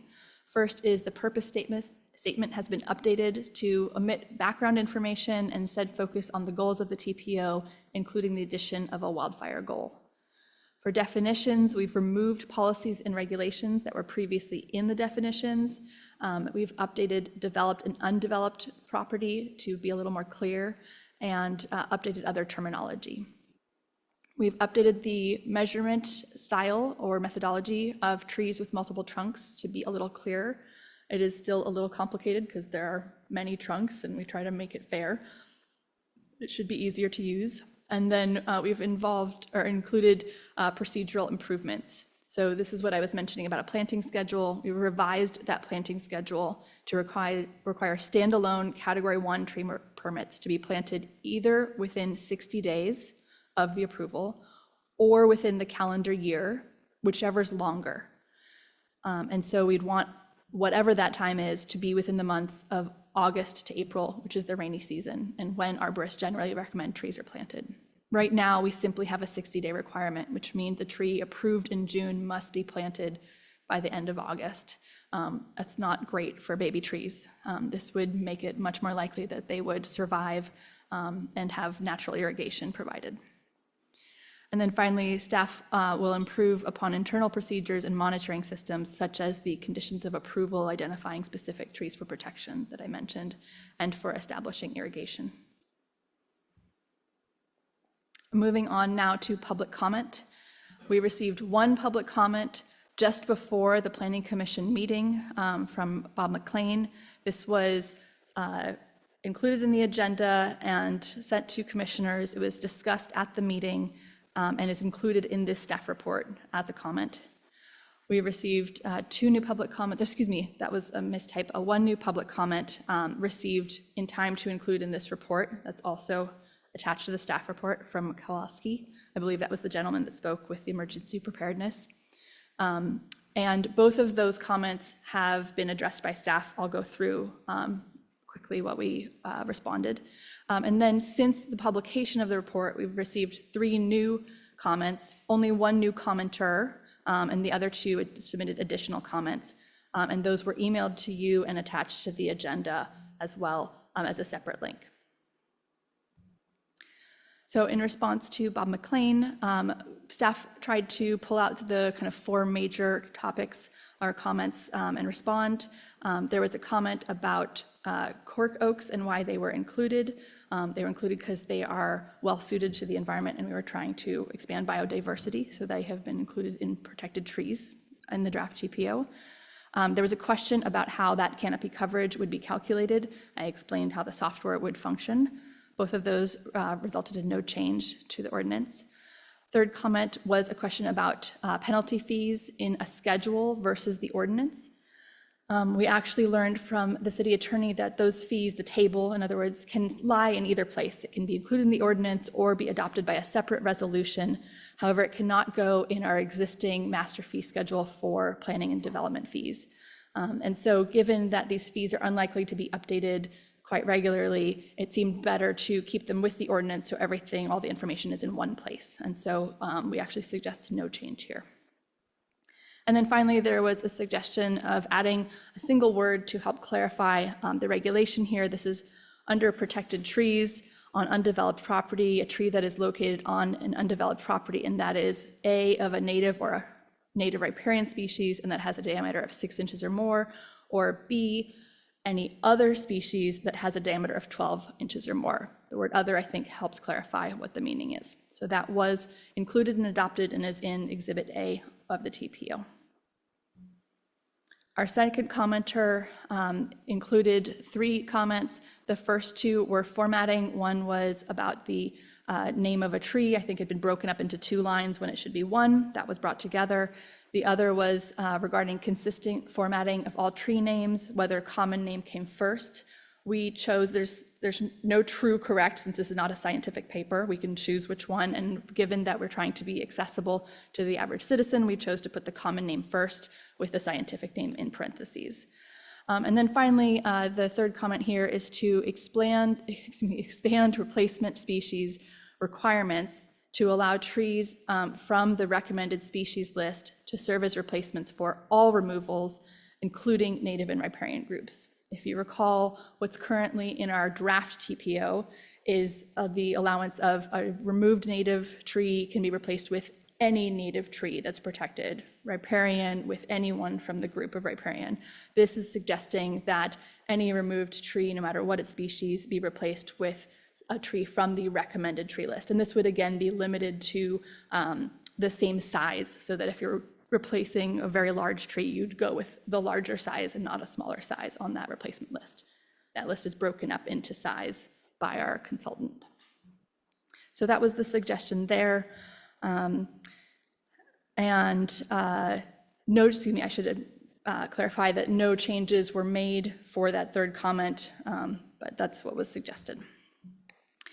And then finally, at the Planning Commission review, I'll remind you, we did have those first comments from Bob McLean, and they were discussed. So the removal of the penalty fines from the ordinance was suggested, and afterwards, in talks with the city attorney, we understood the situation better, and we now suggest that they stay in the ordinance. The inclusion of the word other, as just described, for clarity on undeveloped property removals. Describing protected trees on approved development plans. This was mentioned about our conditions of approval, being very clear about what is protected, even if it's not a protected species when we approve plans. And then replacement of street trees should be planted as close as possible. So this was something that the language actually was there in the ordinance, and our staff report was a little bit mushy, so we tightened that up. So for those 4, no changes were made because the ordinance already met the suggestion. There was, in addition, not a suggestion for a change, but a suggestion for a consideration, which is that the council consider a higher tree replacement ratio for trees that are above 30 inches, or excuse me, equal to or above 30 inches. Right now, we just have a clean 1-to-1 replacement ratio suggested. And so this replacement ratio, they suggested 30 inches. They said it could be 2 or 3 replacement trees, and they asked that the council simply consider this. So with these changes, the Planning Commission unanimously forwarded the tree protection ordinance to council with a recommendation of approval. I'll now look at environmental review, just going over some details here. The environmental impact report for the 2023 housing element was adopted in January 2023. An addendum to this housing element EIR was adopted for the safety element in August 2023. The safety element included a policy to evolve the TPO and update vegetation regulations. The addendum found the safety element consistent with the housing element and impacts within the scope of the EIR. Staff evaluated both documents and determined that there are no substantial changes to the housing element or safety element and/or circumstances that would result in new significant impacts or a substantial increase in severity of significant impacts already identified. With that, the draft TPO implements the safety element, which was previously analyzed pursuant to the addendum to the housing element certified environmental impact report. And there's the state clearinghouse number here. Therefore, no further environmental review is required. Looking at next steps.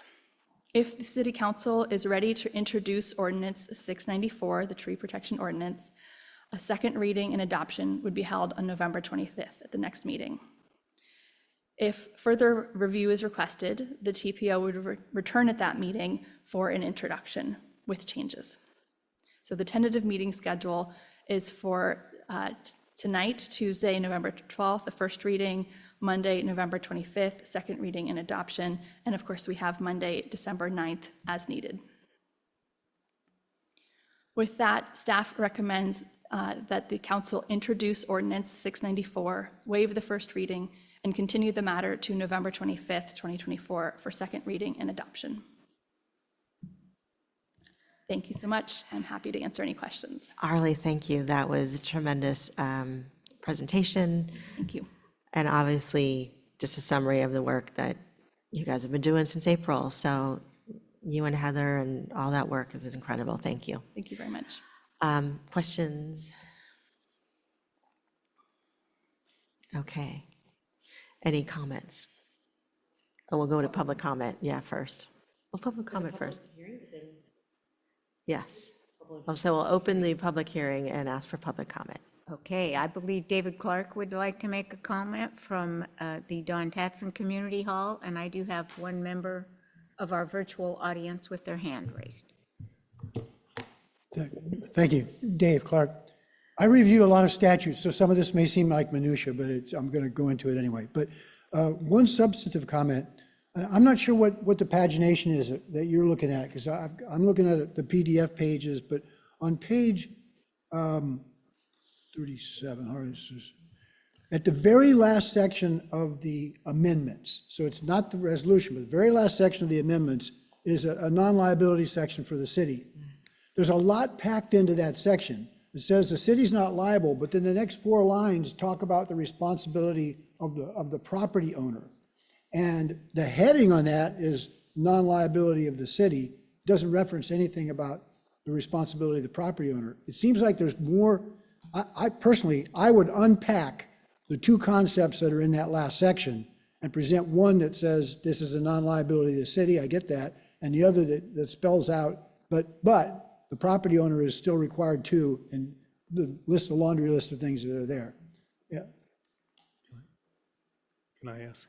Yes, please. Yeah, what's the code section that you're referring to? Is it 61711? Yeah, that's right. 20 pages, 20, isn't it? Sorry, I only got one computer. That's that 4 lines? Yeah, I think that's all. It's the very last section of the,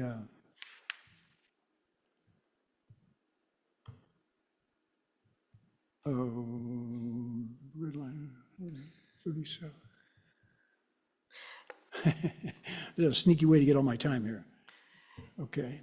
Well, you know what, why don't you continue with any comments, so then we could come back and ask questions to clarify if you. Okay, that'd be fine. But so there is another section. There's a section at the very beginning that lays out the responsibilities of the property owner. And that section, I'll get it. When you ask me a question, I'll give you the exact reference. That section does not line up with the same listing of things that are in 1711. So my suggestion is that one, unpack 1711, because there are 2 concepts that are fairly disparate that are kind of combined in there right now. Unpack those and then make sure that the portion of that relates to the property owner's responsibility lines up with what's already in the section. I think it's the 2nd or 3rd section of the act itself. So that's substantive. From a formatting point of view, on page 2A-4, that's the document page. This may seem petty, but 2A-4, which is page 24, okay. The spacing there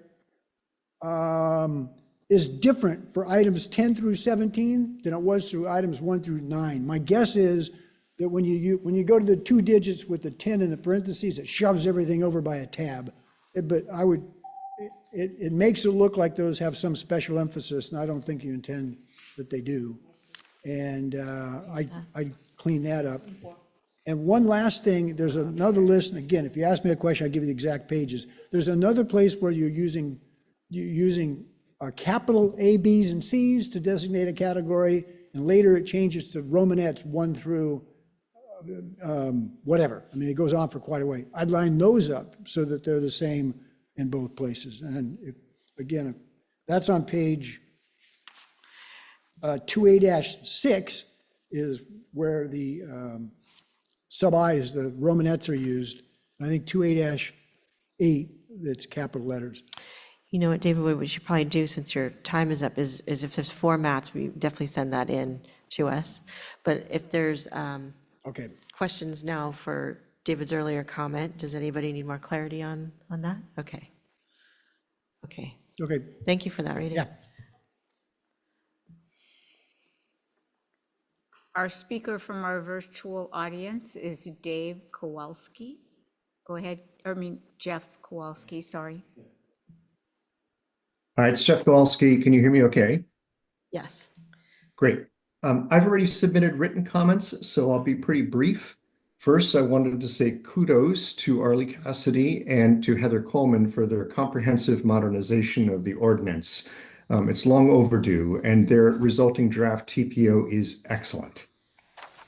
I want to bring up 2 points. The first is that the alignment of replacement trees to the recommended species list would be a major improvement, consistent with Lafayette's goals, and increase our biodiversity without any detriment. So I strongly urge adopting that change in this process. Secondly, I wanted to bring to your attention that the very best time to plant native trees is right now, coincident with our rainy season. Trees benefit from 3 seasons to get established. So planted now, a native tree will root through the fall, winter, and spring. Those will fare far better than ones planted even a few months from now. Those will be subjected early in their development to our dry summer heat, and unfortunately not fare as well.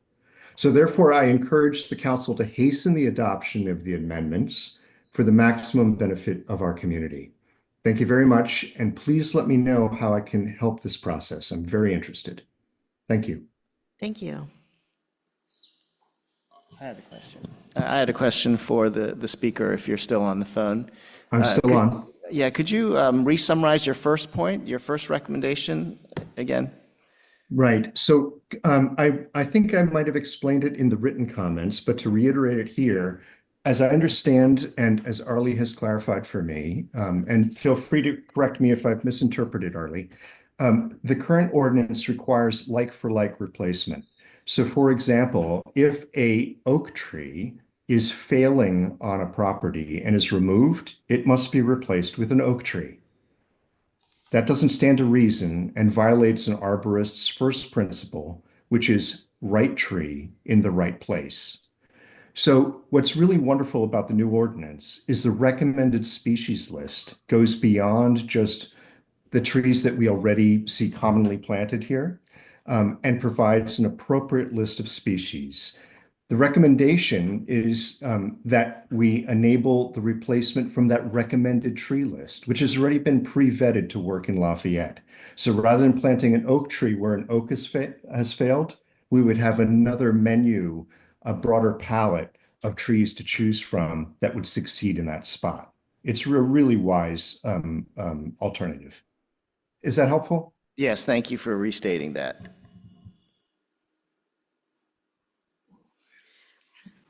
Or do you have a question for the speaker? Yeah, Okay. I have a follow-up question. The way the recommended draft of the TPO reads, This is on page 2A14, 61708C1. It says if the removed or destroyed tree is of a native species is defined, the replacement tree shall also be of a native species. If the removed or destroyed tree is of a native riparian species as defined, the replacement tree shall also be of a native riparian species. If I understand you correctly, you're advocating for removal of that first sentence, and then in the C2, we would delete native species or,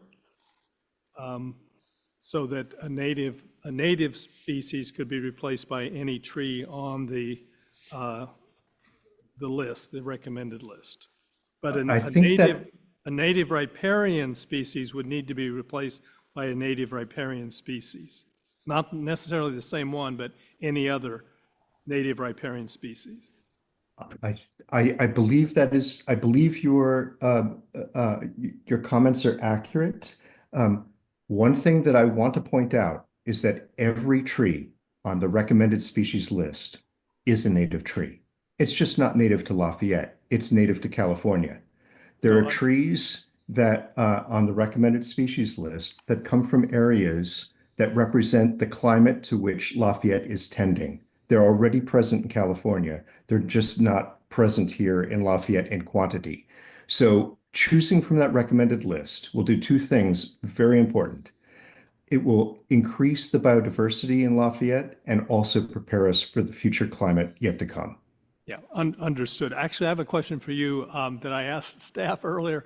Do you know why the white oak, the Garryana, is not included on the recommended species list? I don't know why that tree is omitted. I will say also in my written comments that I urge City Council to swiftly approve this TPO because it's so important, but also continue the work because as it turns out, there are a wide variety of trees that are already native across California or even available outside of California, but in the climate that, again, Lafayette is tending towards, that we could select from. They're called climate-ready trees, and they've been studied for decades at UC Davis.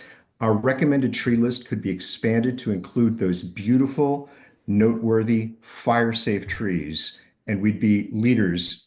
As you heard earlier in Firewise, where we have states asking for our plans on emergency preparedness, the same could be true for Lafayette. We could be a leader community in arboriculture.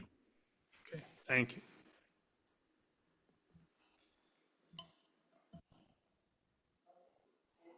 Any more public comment? Thanks, Jeff. No additional public comment. All right. We will bring it back to council and close the public hearing.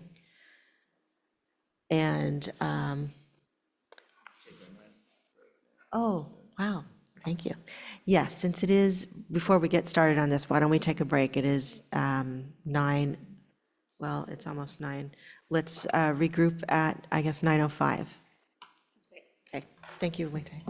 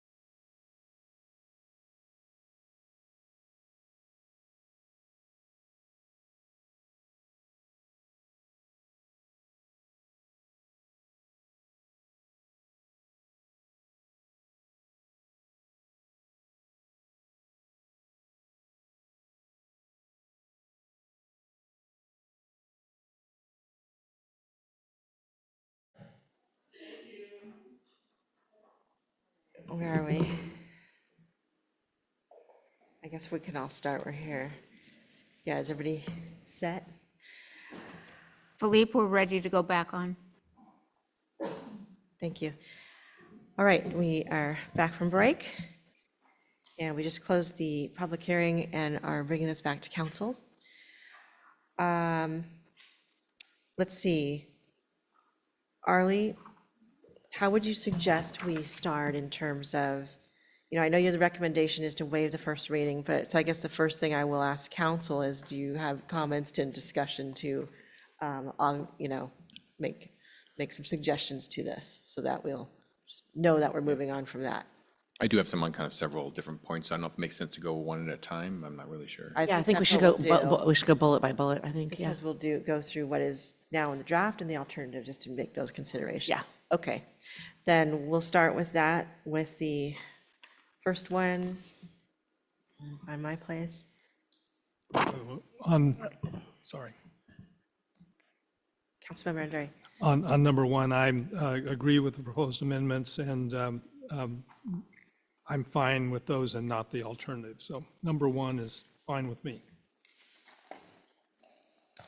Agreed. Are we talking about each one? Is that what we're going to do? Yeah, let's make sure we're all on the same page. Are we looking at So the 1.2? staff report, or are we looking at the? Apologies. the draft? Philippe, would you mind putting my presentation back on the screen?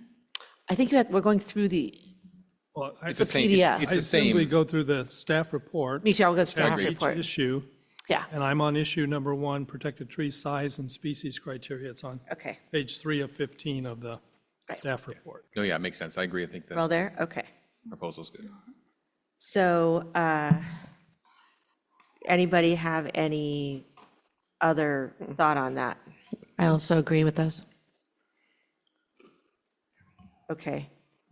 I think that's a go then, if, wait, do you have any comment on that? No.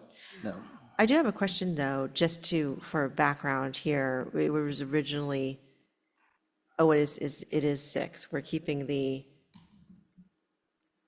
6 inches. Trees minus feet. Okay, I just want to confirm that. All right. I'm good with that, so we can move on. It sounds unanimous on that. And on to protected, No, go ahead. Well, I'm ready if you're. okay, you protected trees on development plan. And I'm fine with the staff recommendation there as well. Agreed. Me too. Okay, I'll just take a quick eye, all in favor of just passing, that, just saying yes, that's good. Sounds like a aye. Aye. Okay. Protected trees, street trees. Any, I did have a comment on that one. all right, go ahead. The alternative, it's all good. I mean, I love the draft part, but I still feel, I was just, as we briefly talked, I think if, I'd like to consider the alternative, the privately maintained one, if the city is, instead of just saying, if the city is mandating you take down a tree, you have to do an application and we'll waive the permit fee. It kind of feels like if the city's requirement, why don't we the city just give this person a letter and not make them go through the hoops? Matter of fact, I have several comments, I'll just kind of say it up front. Several comments throughout here, it's all about simplification. I mean, I'm taking the spirit, I'm not a tree expert, but taking the spirit of what we got there from the letters from the community, the ones that had done lots of tree permits, they were universal about, oh my gosh, you've simplified it, that's so great, because it's kind of complicated. And I'd like to kind of try to I think the spirit of that simplification, I'd like to carry through. I have a couple of different things in that way, and this is one of them. It's like if the city is telling you must take down a tree, let's not make you do an application and we'll waive the thing. Let's just kind of say, great, here's the letter telling you we have to take down the tree, and that could be good enough. That'd be my thought on that one.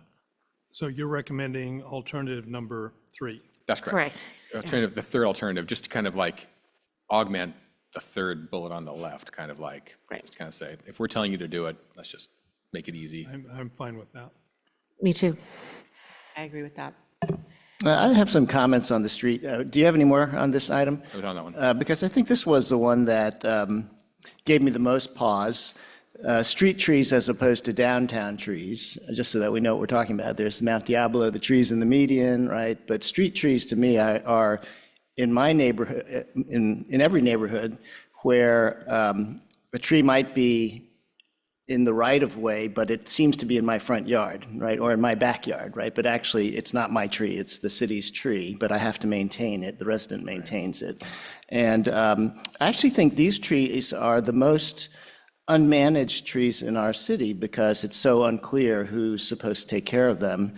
And they do often happen to appear under power lines, right? Because that's where the public right-of-way is, sort of right at your street. And I've seen neighborhoods where a person's back fence, they've put a fence around their backyard, and then they're still like 15 feet to the road, and then there's all sorts of messy vegetation that's growing there, and they just grow up, and it's the homeowner is not taking care of it. But this, if you think about wildfire evacuation and needing to be 3 feet away, off of there and 10 feet high, there's a lot of areas where that's just unmanaged, right? And I would love to see the tree ordinance be simple enough that we could have these, if the resident wanted to remove them, to your point, that they wouldn't have to go through a lot of work and expense to get permits and so forth if they were trees that were on the excluded list for sure. Right. But I do find that having street trees on the protected list, right, or permitted list, let me just get my language correct here. Protected, they're item number one, they're protected. If all street trees are protected, I believe, right? And but to me, it's like if it's an excluded tree, if it was a 30-inch eucalyptus, right 1 foot off of the street, and there are some out there, it's very messy and dirty, and it's not being managed. Why does it, in the protected trees, that would sort of trigger either the city staff has to go through and getting a permit, or the neighbor has to go do that? It seems to me that, I didn't comment on the definition of protected trees just now, and I'm not sure when I'm going to comment on this, but I think if we have this excluded list of trees that we find are unfavorable for our city, we should just make it easier on our citizens to say, if it's a eucalyptus, you can remove it, there's no permit required, and even if it's defined as a street tree, if you're willing to take it out at your cost, could we just have some easier rules around this, rather than, again, what I would say is many street trees that do need to be tidied up that are not managed. Right, which is different than, that's in addition to what we're just talking about here, right? Because here we're just talking about, this is just when the city's telling you to take down a tree. Right.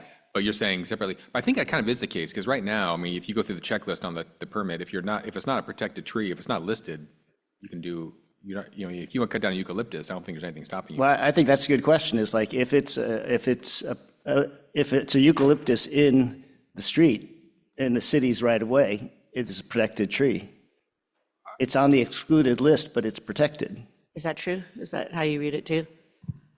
I would interpret it, the intention of the way the draft TPO is written is that excluded species would trump all other protections except for 4A, which is when we talked about previous development plans. Right. And wanting the discretion and the screening. So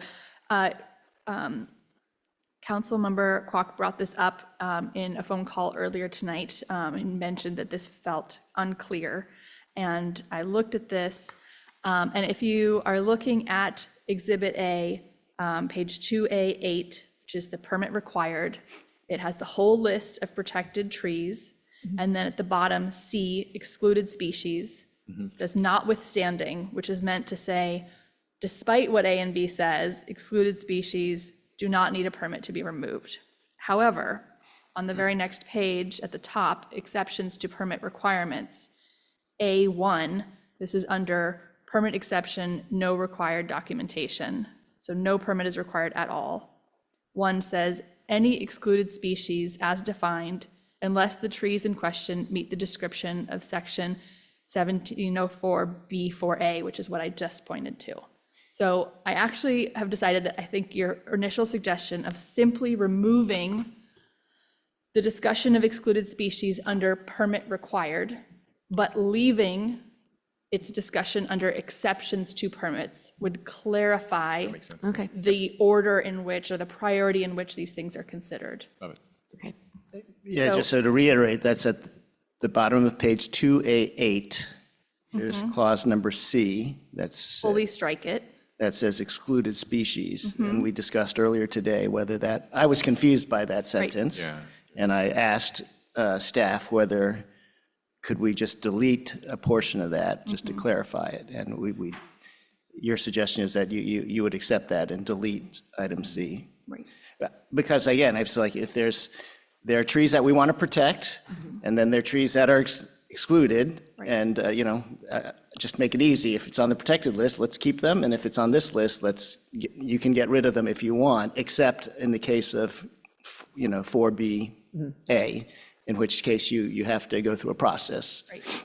So someone who is trying to decide if their right-of-way eucalyptus is protected would look under permit required and see that street trees are protected. And then they would flip it over and say, oh, wait, actually, there's an exception and no permit is required for excluded species. And that trumps that. Okay. So then for, excluded species such as eucalyptus in the right-of-way, no permit would be required to remove them. Thank you for clarifying. But then so that's excluded species in the middle of the right-of-way, and then if there were protected species in the right-of-way, then that's one thing. But then you have everything in between, and so I think that's the problematic area. Is that then what does the public do about that if it's not from this list or that list, but it's that? What do I do? Then they would look at our initial list, 1704, permit required, and determine if it falls under any of these categories. And typically for 4 approved development application, that's when they have to call staff and say, did someone previously get a development? I mean, it could be a previous owner, and we look up and see what the record says. But I guess I was just limiting my question to number 7. Is it a street tree? So it's a street tree that's not excluded and it's not protected. What do they have to do? Well, so street trees, it says a tree of any size and species located within the public right-of-way or private access easement. So if it's in that location, it starts as a default to be protected, and then only those excluded species would actually have their protection removed. But all other species would still be protected automatically as a street tree. And I'm just asking if that's a good idea. And I leave that to you. Excellent question. It's just so messy, like the city's not going to take the initiative on it per se, and then the homeowner sometimes just doesn't have the incentive, and then these things just grow and grow, and they're very messy. So I would just say, why don't we make it easier on people rather than having rules that people have to follow? I mean, if we knew what we wanted the outcome to be, and I guess this sort of goes back to what we talked about at the last meeting, what is like our values that we're trying to do with this tree ordinance? Because sometimes first of all, thank you for all the hard work that went into this, because clearly going through this document coming out of last meeting is where we gave you some nebulous direction. Maybe 70% was specific, but 30% was like you had to go figure it out. And there are many conflicting directions, and I think you tried to stitch it together and present something that is definitely better than what we've had before. It's more streamlined, but it's not simple yet. Not simple yet. And I think I would have loved the pendulum to swing to even simpler, because I would love to see this, like I said last time, to require less staff time and involvement. And, when I read through this, I barely understand this. And it's like, oh, we better ask staff what to do with this tree. And then that triggers staff time or tree permits to cover the staff time. And again, I think that's just, I wish we could make it easier on the public, easier on our staff, and somehow come down to what are our values, and could we just articulate that a little bit more easily, like, let's protect these trees, and then we're going to rely on your arborists and landscape architects to, as Mr. Jeff just said, put the right tree in the right place. We're not going to tell you about 95% canopy coverage or 75% and do these software things that we can't, even a Harvard guy here can't figure out. So we're going to ask staff to figure it out and train that guy to do it, and then the public can't figure it out, and then what's that all for? Why are we doing that? I just don't see, why did we do that to ourselves? So I would love to, the pendulum to say, just leave it to members of the public to use their discretion in a lot of these cases. But we try to protect what's most important to us, but we don't try to get our hands onto everything. Anyways, so I would say in general, I would love to see this. I would not be quite ready to vote in favor of this as is today. I would love to see if we can still have time this year, and we'd still like to finish this year, but somehow if there's a way to streamline it even more, since we put so much effort into it, just to somehow have it easier. Thank you. Well, thank you for that. But let's continue down here and then, you know. Do we want, does anybody else want to address, if it's a street tree, you're saying, you know, if it's a street tree, do we even want to protect it if it's not a protected species? Kind of, that's what you're saying, right? Right. I think if it fell in the muddy middle and they have to get a permit and then. Right. And do we really want that? Or just say, look, if it's protected, then please draw our attention to it. Let's get the city involved in it. But if it's not and you want to take it down and no permit, just go ahead and move it, right? And for clarity, when you say protected, do you mean a protected species? Correct, yeah.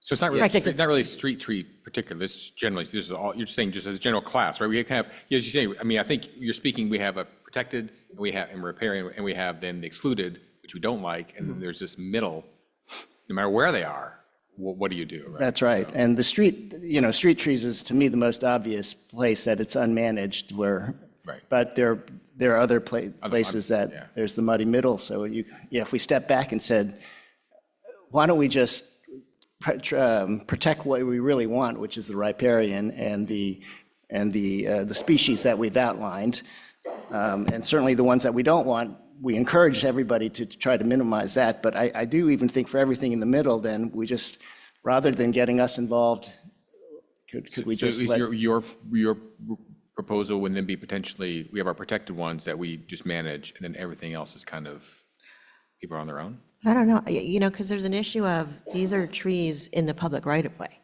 So it's not necessarily, you know, or an easement that the city has. So I don't know if it's okay to not note that it's not a tree in question. Like, I don't know if that's a muddy middle, really, because it would be, someone would look if it's an easement, or it would be the city's because it's in the public right-of-way. So I don't know if that's distinguishes well enough what you're saying between like private property and people who know that they own the tree.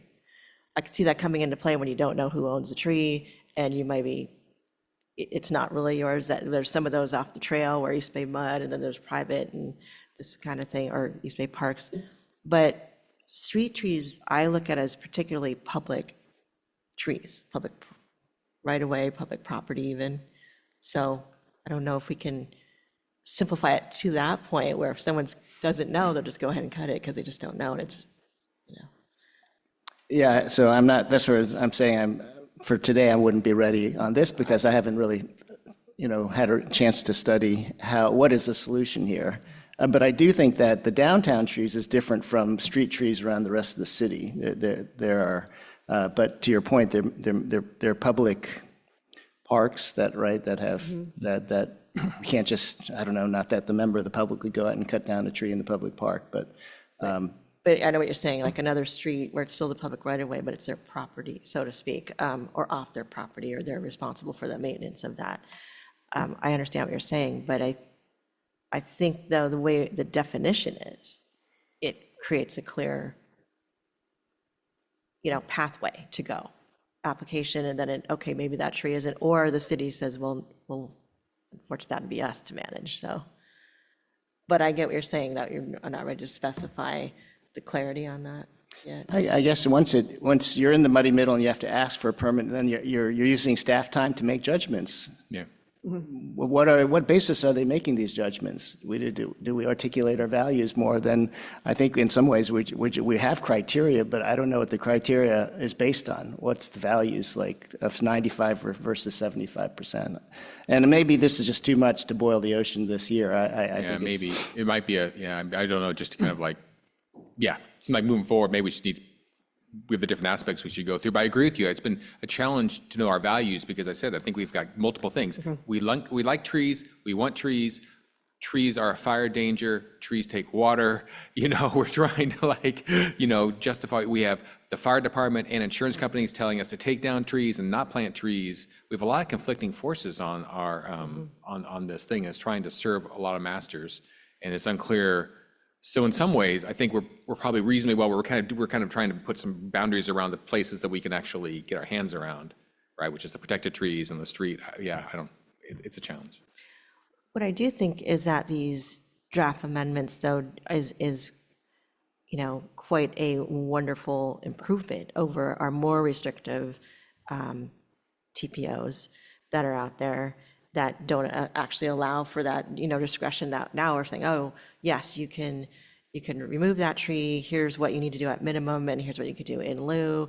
I mean, there's a lot more flexibility in it seems. And I do think it hopefully would take less staff time. I do know, based on what I read in public comments, that, yeah, there are some more onus on the property owner, but less so than what we had before. So I think we're getting there iteratively, but I think this is a wonderful place we're at right now. So I agree with your comment, like the boil the ocean. I mean, there's always ways we can refine it for all the different points that we're trying to address, all our values, but this is great for where we are, especially in terms of we need to get something going quick for the fire, reduction of the fuel out there. That makes sense for homeowners. That's just my comment in general to that. Yeah, I agree with that. I think this is a big improvement, and where I'm coming from, we don't need to solve every problem before we adopt the ordinance. There's some things we can leave for later, and I think this might be one of them, because I want to follow up on what the mayor said earlier.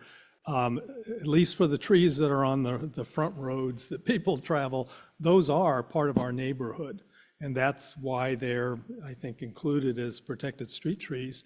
And so to say that only the native species are protected, I think that goes against what we're trying to do, is to allow for more biodiversity. So if there are other trees on the, they're not on the excluded list, they're in the middle, I would want to take a look at the middle. That raises the question, what criteria do you use when a property owner comes in and asks that it be removed?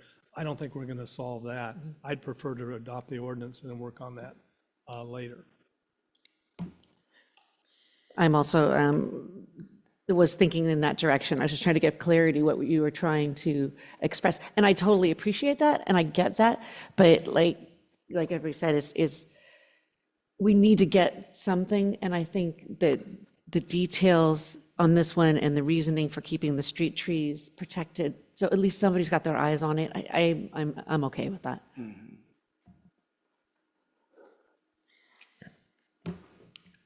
Yeah, thank you. I mean, that's part of the discussion, is just to really, see how we feel on these. This is complicated.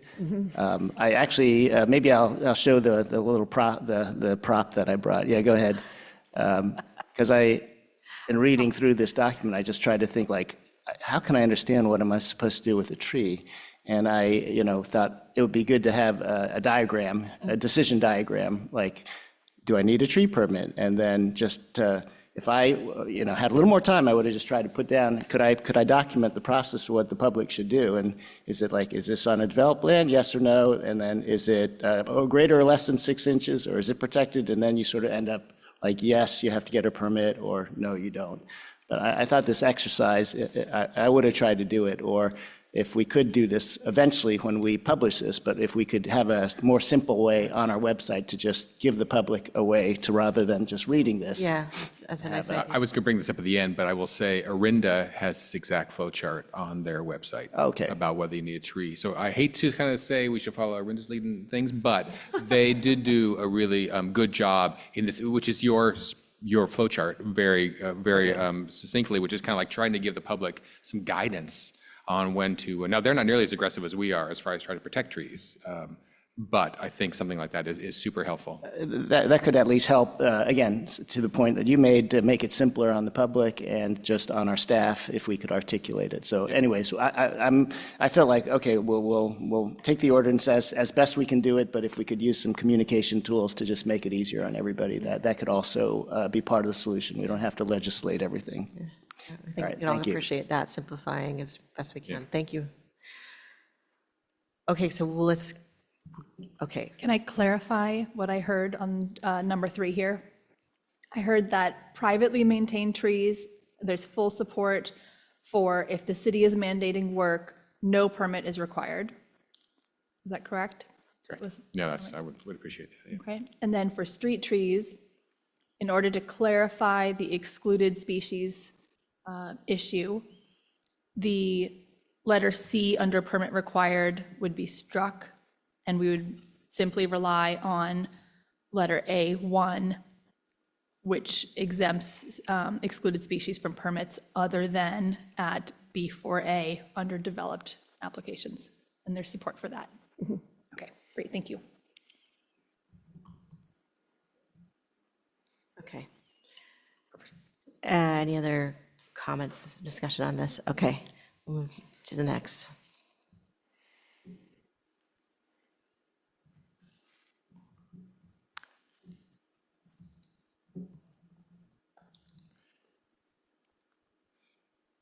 Okay, on 4, I would support the alternative. My only comment on that was, again, back to our simplification thing, and I saw that, I mean, every single letter we got from the public was interesting. I definitely appreciate the one-to-one. It's, staff can't get, the calculations are always kind of wrong. One-to-one, so simple, I love it. But boy, maybe we should have all these complexities. So I just don't know if it kind of goes against the thing to kind of have this, again, all these exceptions or whatever. That'd be my only thing. The one-to-one seemed like such a simple thing, but as soon as you start doing exceptions, then all of a sudden becomes, are we back to our current situation? That'd be my only thought.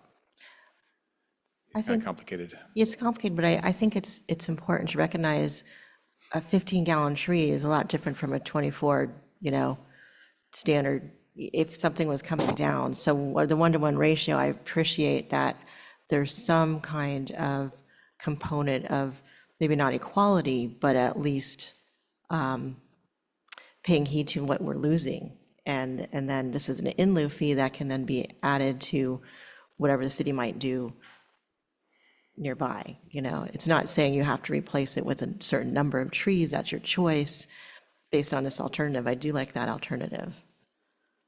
This is also the same topic that the Planning Commission requested consideration of an 30 additional inch, alternative. right. So their suggestion was keep the one-to-one up to 30 inches, and then at 30 inches, raise the ratio to either 2 or 3 replacement trees. And so that would keep the simplicity, but acknowledge that a large tree deserves a little more replacement. Yeah, and I'm fine with the Planning Commission's recommendation. I like that too. I do ask though where the 30 inches came from, because that's pretty long, that's a pretty immense tree. They were discussing different amounts. I believe actually this comment originated with Bob McLean, and I think he suggested 24, but 30 was also discussed, and that was what was suggested specifically. But that number can also change. Yeah, that's fine. 30 inches. And then do we require 2 or 3 at 30 inches? Well, I could see splitting the difference like 24, because 24 is 2 feet across. That's 30 inches is 2.5 feet. So, so 30 inches, that's like, wow, that's a big tree. So I could see 24, then maybe 6 inches, Oh, so you want to do this, the inch thing, rather than? Well, as an alternative, like trees could be either planted, but include that. They planted then based on. I think they weren't going to do the in lieu, right? That's correct. They were going to not do the in lieu. It's just if you've got a 30-inch they or were just larger, you have to replace it with either 2 or 3 other trees. That's correct. And I think not allow the in lieu. Not allow if you're doing a 15, well, okay, that makes sense. So if we were to write me this noodle in on and this say over again. 24 inches, 2 trees, 30 inches, 3 trees. Would that be simple enough to put in? Yes. I think that could seems do like That a seems good compromise. Okay, Uh-huh. yeah. Yeah, Okay. okay. Good. Thank So you, Carl. That's 24 good. inches, 2 trees, and 30 inches, 3 trees. Okay.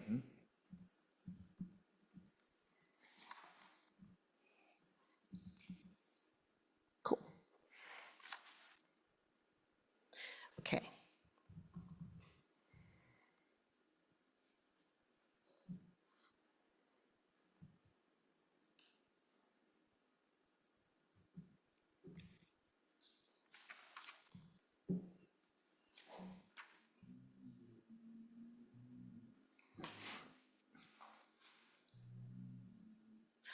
Here we are at the canopy question. Well, I have a question on this. So I'm looking at under alternatives, the second bullet, have an arborist decide. If we don't have an arborist look at it, make a call, who makes the call? So in this case, we're talking about, we've calculated what the replacement requirement is. Obviously, it's numeric at this point. And then if you have a certain number of trees required, you're able to, instead of planting, switch to in lieu fees. And so with the percentages, those are up to the applicant. I believe we would allow the applicant to decide, if they have these additional points of evidence, at least for the arborist report, that just allows them to pay the in lieu fees, doesn't require them. Oh, no, I think maybe So you're saying if we didn't have an arborist report, I think we're looking at different things. I think the arborist report, the second bullet under alternatives, refers to the final bullet under proposed amendments, because that's the only place I think where we refer to the only location to replant is in zone 0. So I took that bullet under 5.3, the second bullet, to modify the final bullet about remove the replanting and in lieu requirements if the only location to plant is in zone 0. And so who makes that decision? I mean, right now, if we don't add the arborist report, is it staff that says, yeah, it looks like the only location to replant is zone 0? you're talking about the last bullet on the left here on the screen, is that correct? I'm looking at the staff report. Okay, apologies. I guess that's. Yeah, but the last bullet under Yeah. this recommendation, yes. So in this case, it would be staff judgment. There's 2 elements here. There's zone 0, which is a clean 5-foot measurement, which can be shown on a site plan. And then there's the remainder of the property's canopy cover, which would be calculated the same way that the percentages above would be, which is using the iTree canopy calculus. No, but it's not, I mean, the 5 feet is easy to determine, but that's not what this is saying. This is saying the only location to replant is zone 0. So it's saying there's no place else on the property to plant. It would have to be in zone 0, and you can't do that. Right, so I think so it's it's not- different words meaning the same thing. The staff report says only, and the PowerPoint says no room to plant except in zone 0. So meaning zone 0. That is the same So thing, we've but got it's- 90% coverage on the property, except in zone 0, where there's not coverage, but there's room to plant, except it's in zone 0, which we do not want to encourage. Right, but the determination is not whether you're going to plant in zone 0. No, you can't. The determination of whether there's any room outside of zone 0 to plant. And that's the determination. So just take out the whole canopy part out and everything. It's just like, if it has to be in zone 0, Well, I think the bottom bullet, just looking at this thing, I mean, for sure, I think we need to get rid of, and remainder of property is 90% under canopy. Right. Because that has nothing to do with anything. If Yes. there's no room to plant except in zone 0, you're excluded, period, right? That's right, yeah. I think that's what we're saying, I just Yeah, don't, no, that's basically it. Yeah. I mean, but so who's going to determine, because again, it has nothing to do with whether you can plant in zone 0. You can't. Okay, so is there room anywhere else on the property? And who's going to make that determination? And right now, I guess it's staff who would, well, the arborist report, well, that's the alternative. no, it's also in the,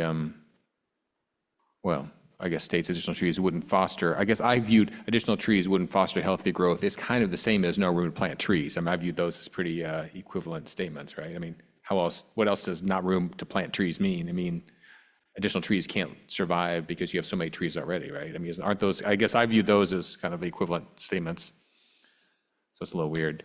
But the difference would be if there's no room except in, right, if you got no room except in zone 0, we're not even going to charge you fees. You don't even have to pay fees. And you don't have to replant. And you don't have to replant, both things. Right. Yeah.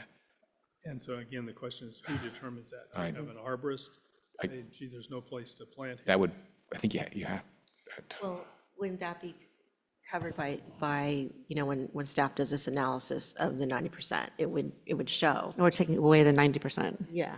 Oh, well, I don't know if we need to. If we're questioning this, we still need to look at the canopy cover. Right, because we were looking at canopy cover as a way to figure out if there's room. Right.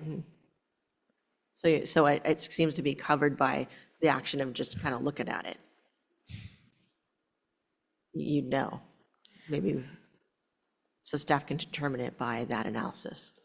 And I think there's a gap between, let's say we have a property 90% covered or more, only place to plant is zone 0, which we don't want to allow. So then we're allowing them to remove fees and replanting requirement.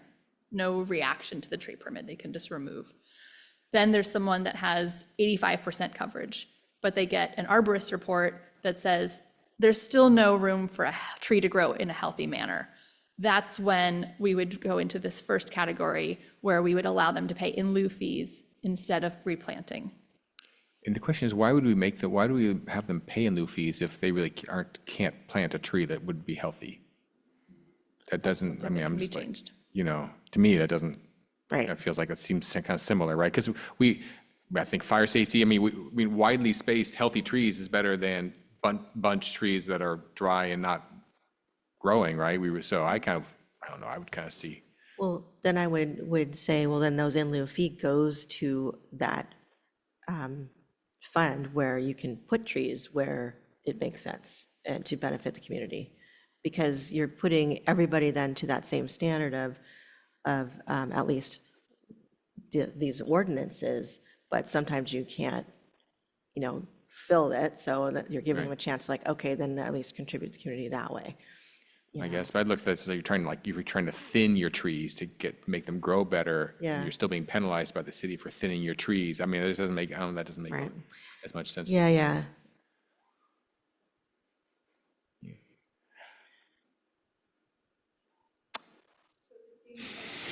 It seems like I'm hearing support for, under the first main bullet, the arborist report, additional trees, et cetera, and additional trees wouldn't comply with defensible space requirements. Right, Maybe and there's take away support the to canopy. take those and remove them under remove fees and replanting if. Is that the direction? That would work for me. Yeah, that would, because then that would. Yeah, that would do it. It won't That would do it. penalize them. No, what do you think over here? I was going to go back to the in lieu fees and where, if we created a fund, and your report also talked about how, you know, the fund could not easily be used in East Bay Mud or East Bay Parks jurisdiction. So you're saying it would need to stay within the city of Lafayette's property. So where would that be? Like if we had a big bucket of money for trees, is there a need to plant trees on city property today that we don't have enough money for, and therefore we'd welcome the funds and they'd be put to good use? There's not a lack of funds. There is a fund that we have now, and we have used a few times through projects from Public Works to plant in the street. But there is a good, healthy fund from the in lieu fees that we've already gathered. Right, so I sort of feel like we have very limited city property, and just to put money in the fund, that doesn't feel really good. Like we took the money to not do anything really with it. Yeah. No, I agree. That's why I think Arlie's idea of moving it into, you know, exception, basically. Mayor, I think city manager's got a. I just wanted to mention that the fund has helped the city save money on CIP projects where we have median improvements or, you know, the roundabout. We are that's money that's saved from, the fund, the CIP fund, and it has helped us. Yeah, and just coming up to a point made earlier in the meeting with the West Reach project, we have 900,000. That's not going to cover what was in the original downtown Creeks plan. So presumably, the money can be used for additional planning in that area as well. So is it used for trees or vegetation in general? If we had For a fund, both. And yeah, we have used them for trees, for vegetation and irrigation and soil prep. So that's a substantial amount that's not added to the CIP budget. But I think, so there's two different things we're talking about, the in lieu, what we can apply that to, but also whether it's viable to charge in lieu fees for when a property owner can't. That's right. I Healthy guess I'm plant still something, of yeah, the opinion yeah. that I think it's nice not to charge, if Right. if the property doesn't support more trees, and they're like thinning trees or doing something to kind of make things more fire safe or whatever, I don't feel like penalizing, charging the fees seems doesn't seem quite right. Right. If you're cutting down trees to build an ADU or something, it's like, yeah, you should plant trees someplace else, but this scenario seems like we should, I agree. It's only if if the arborist says it and it doesn't comply with the defensible space. That's right. Then- Or if it's in zone 0, it's like, no, I No, mean, that's right. we do not, Just go no fees. Just follow the rules and don't. Right. Yeah. Yeah, No so no permit, no fees, no replacement do necessary. you think it makes sense then with that suggestion to drop the canopy issues too and do the Camping exception thing where just if it's seems weird. 75? Yeah, I agree. The camping thing, I appreciate it. It just feels like it was not going to fit in Itai's flow chart. It's so complicated, Yeah, if we drop those two bottom bullets to underneath the remove fees and just get rid of canopy, I think that might actually do it. Right, because our intent is to promote a healthy environment. That's right. You're That right. is And, yeah. that is fire safe. There should be, it's underneath here, Arlie? You tried that and didn't. Oh, did, oh, I'm sorry. Wow. That is long, yeah. The meeting's gone too long if we lose the. Okay. So we'll give you a moment and then regroup on that one. Councilmember Andori. Oh, don't do that, yeah. Do you have any comment on that? Are you okay with that dropping down? That's fine. I'd like that suggestion. Okay, are we comfortable with that then, dropping that down to remove fees and replanting, if your canopy is basically, we're looking at 75% above, it sounds like, instead of is that the simple? Oh, okay, sorry. That's okay. We will. Okay. Sense. Yeah, no, we were just I think we're in agreement that your suggestion is a good one, to drop the canopy cover, those points underneath remove fees and replanting. But it looks like then you would just basically be looking at 75% if your canopy is 75%. I think we want to get rid of that too. We're getting rid of the whole top bullet goes away. Top with the sub bullets goes away. And so basically, remove fees and replanting if no room to plant except in zone 0, period. The arborist report states that additional trees wouldn't foster healthy growth, period. Additional trees wouldn't comply with defensible space, period. Yes. Huh. And then all the other words on that page go away. Well, defensible space goes out to 100 feet, so you would have to definitely include zone 0. Just as wouldn't comply with, but yeah. So I get, you're right. You're saying defensible space and zone 0, those are. Yeah, two there's like a statements, I couple think. different zones, so you don't want to just give them, okay, your whole backyard is defensible space then, which kind of runs counter to what we're trying to do here. What I thought we were doing is just allowing people who had already extensive canopy cover and really no good alternative to plant trees in a healthy manner. We're just removing the fees and replanting. And I was thinking, well, if you look at it that way, it's then like 75% canopy in your backyard, then we're just going to waive fees and replanting and add it to that bottom point. So in the actual thing, it's like the director would be deciding if it results in closer tree spacing than defensible space standards, as decided by the director. And that would apply all the way up to the 100 feet. But yeah, so then. So I don't, is that the right person to be deciding that? Well, and I think we need to be clear on what that defensible space level is. Because it's 0 to 5, 5 to 30, 30 to 100, and if you're going to say defensible space broadly, then it's 100 feet out from your. But the director, right here, it says the director would decide if it was in violation of that. But is that well-defined? So we should Is clarify. the spacing of trees well-defined in those defensible space zones? I believe there are clear guidelines as to spacing between clumps of trees. Okay. They are not defined in our current ordinance now. Can we link to somewhere where they are defined, like with My Confire? understanding is that we generally want to clearly define anything we're referencing in our own ordinance, so that if someone else's reference changes or updates or moves, we don't have to update our own code. So we would need to pull a definition into our ordinance to make that clearer what those defensible space requirements are. Alternately, defensible space you could choose which zone this is applying to.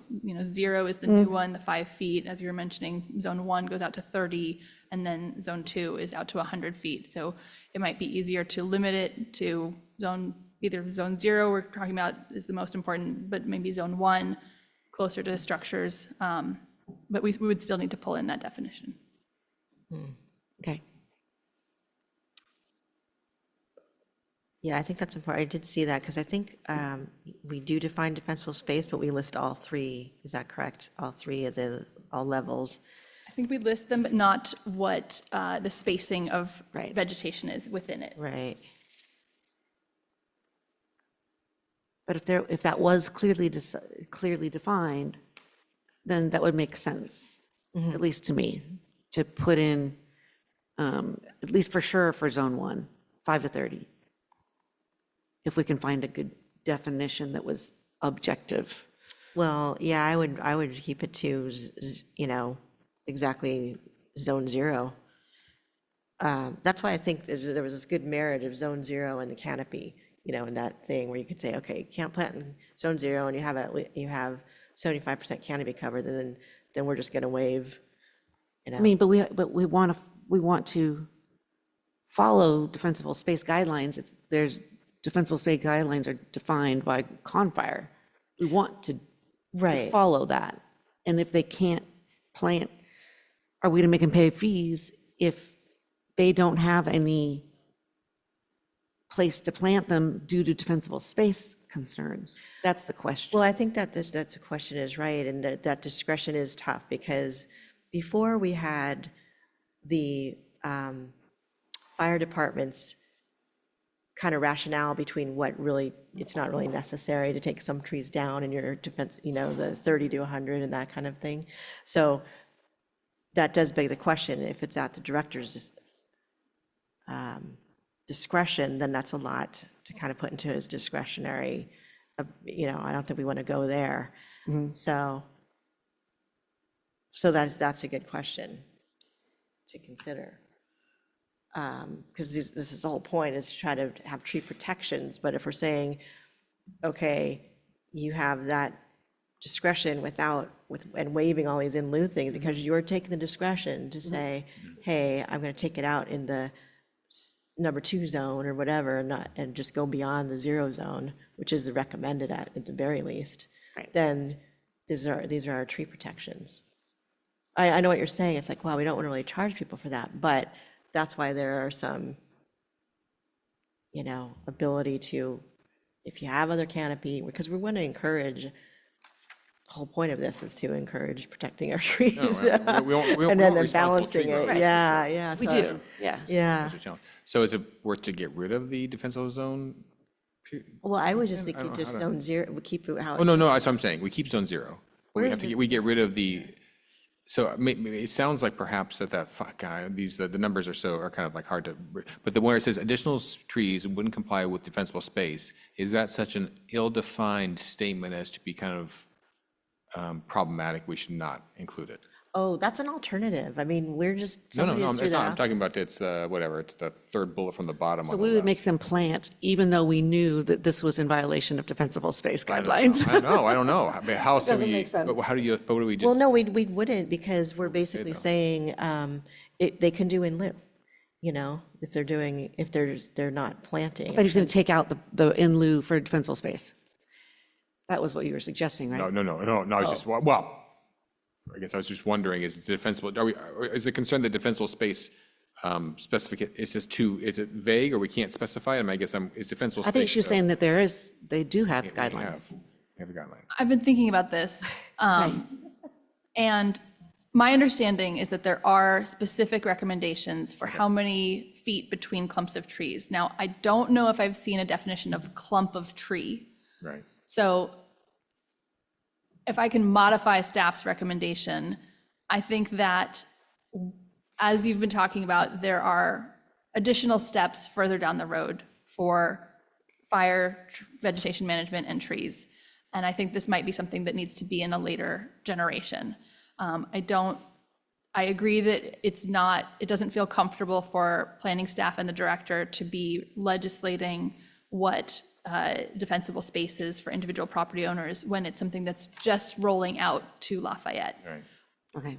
As we heard from emergency preparedness, this is something that's likely to be much more clearly defined and in fact enforced soon, in which case it will be easier to borrow explicit language from fire codes or whatever else is being applied to residents. But I think it makes sense to let fire lead on defining defensible space.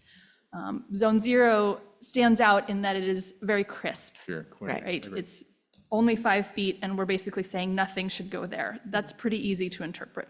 So I would accept that from what I just said, but the other zones do feel much mushier and harder for us to make interpretations, and you could question whether that's really within our bailiwick. So I think you're getting down to all the words are gone except for the arborist says additional trees won't foster healthy growth, period, and no room to plant except in zone 0, period. That's what I'm hearing. That's what you're hearing. That's what I'm hearing too. Yeah, that's right, yeah. And she said it much better than I. And those would both be under remove fees and replantings? Okay. So And then are we going to need an amendment later when the fire code gets clarified, I guess would be so the. you're saying we remove all the canopy points? Yep. Okay. So it's only, yeah, okay, so that broadens that. So basically, we're sticking with that as an exception and narrowing it, okay. Yeah. Until we hear more later when we need to make an amendment, okay. And we will. Okay, so. This will be iterative, I'm sure, yeah. So arborist states additional trees wouldn't foster healthy growth. Only place to plant is in zone 0. Yeah. Now, when we say only place to plant, what is that based on? What determination means there's nowhere else to plant?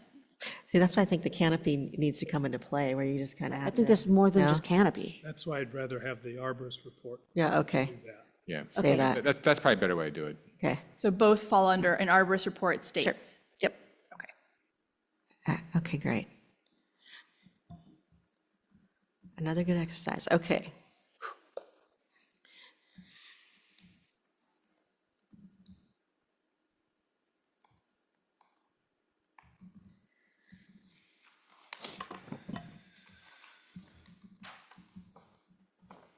Okay. I think that was the stickiest section, so I that's think- I good. We think got so. through it.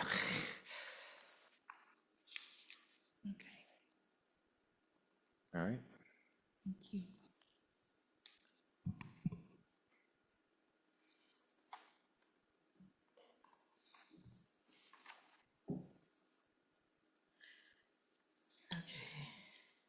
I have a suggestion on 6, and that is, if you go to the ordinance itself, Sorry, guys. where is that? Oh, yeah, okay. It's 2A-14, section 6-1708, C1 and 2, What page of this, do you have this? Oh, yeah. 2A-14. Mm-hmm. of the ordinance itself.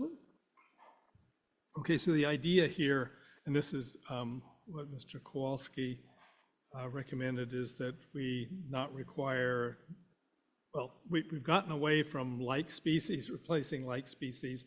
This requires native species to replace native species. But what we're saying, what I think we want to do is say that any tree on the, what's the name of that list? On the good list. The good list of trees can replace a tree that's taken out. And in order to accomplish that, under C, you would delete the first sentence, because that's the one that says if the removed or destroyed trees of native species, the replacement tree should also be a native species. So we take that out. And then it says if the removed or destroyed trees of a native riparian species defined, the replacement tree should also be a native riparian species. We would still want to do that, because one of the big goals of the Creek Committee, the definition of native or riparian trees requires the tree to be within 30 feet of a creek. So it's truly riparian. So you want to replace that with a riparian tree. You don't want anything else in there. So we keep that. But then in number 2, you say if the removed or destroyed tree is not of a, and then delete native species, or the replacement tree shall be of a recommended species as defined. So then any of the recommended trees can go. And that, I think that's a. Helps with the biodiversity and the whole bit. Yes. Remove what words? It says not of a, and delete native species or. That's correct. That will.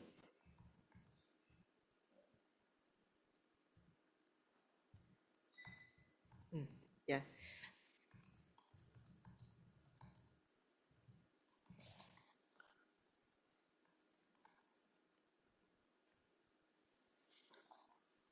Okay, so my only other thing on 6 would be, I'm not sure, no explanation of why the oak trees on the native oak tree list didn't all get put on the recommended list. But I think the only one that didn't make the cut is the white oak. And I'd like to add the white oak. And then if it turns out the white oak has got something wrong with it, we can take it out later. But the white oak on my property is doing great. No opinion on that. And that's adding it to the recommended tree species list.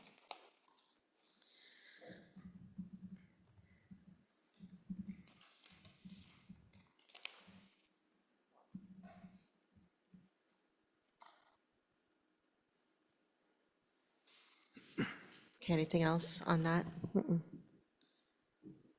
And was that full support for that change, those changes? Okay. Yes.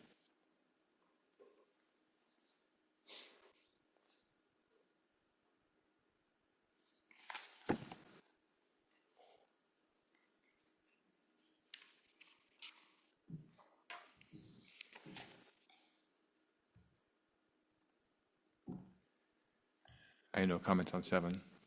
Okay, why don't you go ahead? No, I have no comments on 7. Oh, I don't either. Yeah, I agree. I'm okay with it as well.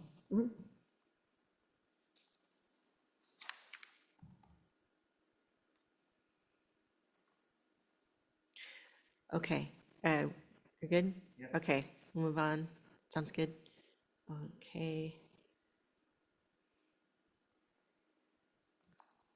I'm okay I agreed with all of 8. I agreed with 8.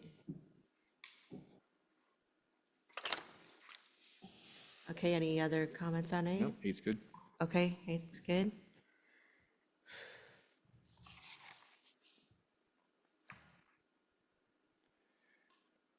I did have a comment on 9. And only because we just experienced this at the shop. I kind of, because it's kind of funny, it says dead or dying trees, but then everything's really just about the dead trees. And I like number 2 on the alternative, that I think especially if an arborist is classifying a tree that is dying and in very poor condition, we should encourage that to be taken care of. Just waiting for it to die and then fall on something seems, I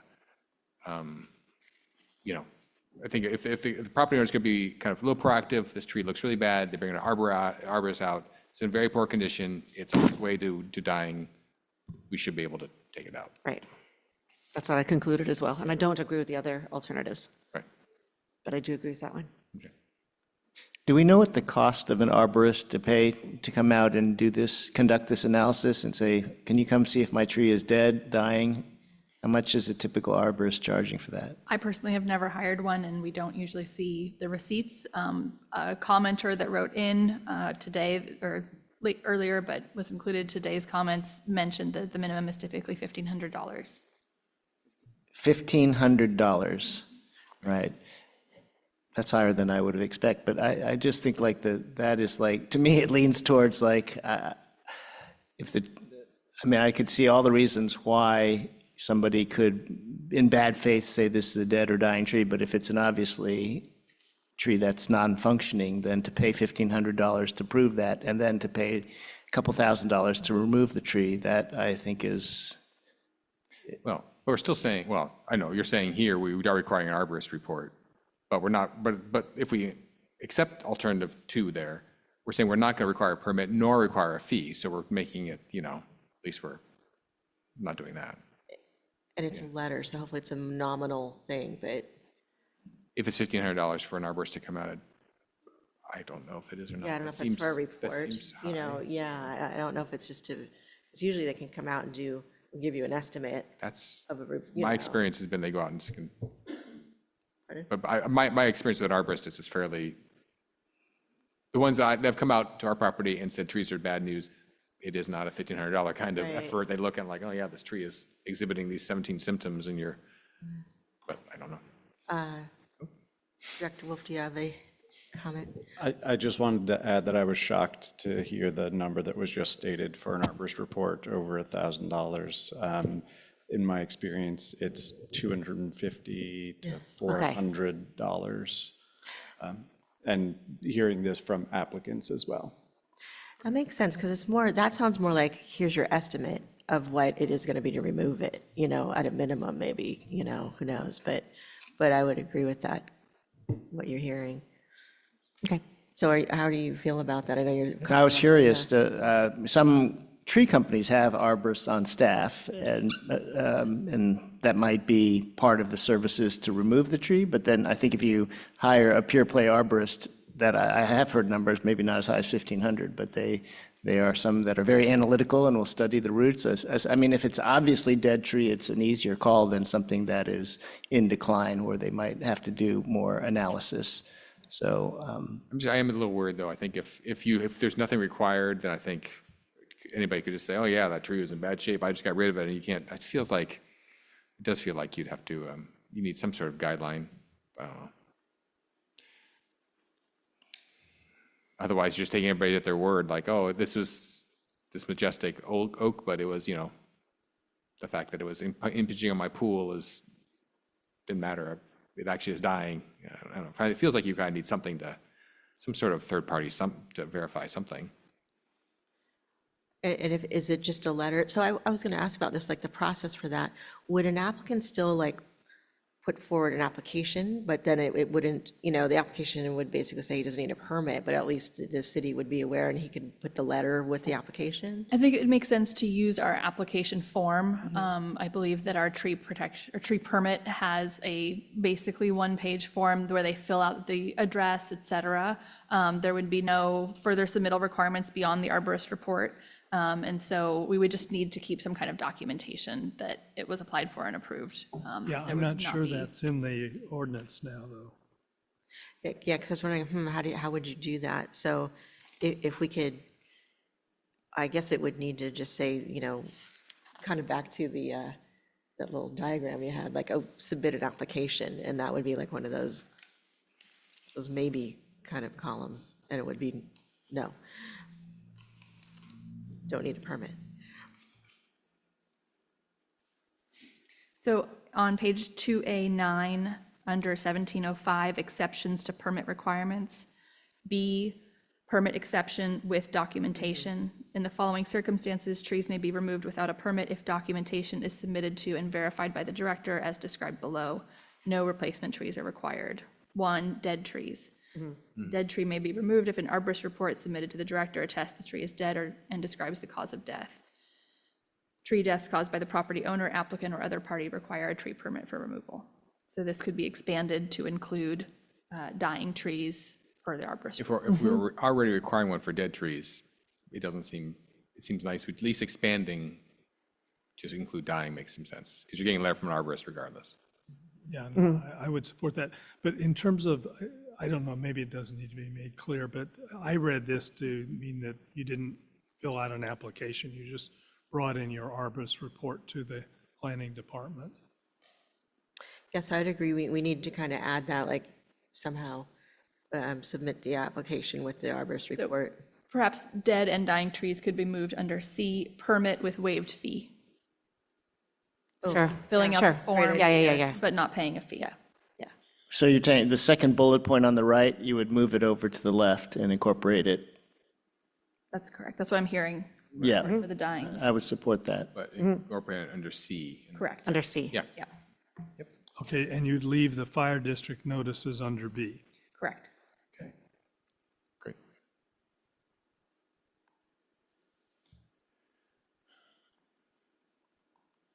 Let me move this along. I just want to ask you, with this matter we talked about earlier, was this a good time to bring it up, or should I wait till after we go through? Please, go ahead. Okay, I had asked a question about, it's, gosh, I don't know what page it's on, but it's on the same section where it's under, it's D, determination by the director. And I had asked to reconsider number 5 under that, when the city must remove a protected tree to protect the health, safety, and general welfare of the community. I would, since it's so broad, and in comparison to the other points, which are, specific conditions that are a bit more objective than this, I was thinking it could be struck without changing the nature of these determinations, other determinations. No, I think you need it to cover those cases that we didn't include here. That's what we were trying to figure out. I think so. If there was any other that wouldn't be included. Or something, right? That would be A, when a hazardous or dangerous condition requires immediate action. Because if it doesn't, then that's something that, should still go through the process to be, through a permit application to be determined. And I apologize, this is actually a different number. We can just jump to it, so there's. Oh, sorry about that. Okay. No, I was it's wondering- fine. It's actually the next item, So this is the number 5, I believe is the Right. exception you're referring to. So the sentence above is the lead-in to explain the phrasing. And then 5 is how it's written in our current TPO and in the draft TPO. Yeah. One, I think this leads too much, and not that the director wouldn't have good discretion, but it's just so broad. And I think that could get us into this area of there's no clarity on that. And if it's at director's discretion, then there's no transparency to it either. So it seems, I understand what you're saying. I was thinking of that too, that there's exceptions. And I think, Arlene, Greg, in our discussion, you thought that we couldn't think of another exception that wouldn't be covered by the previous 4.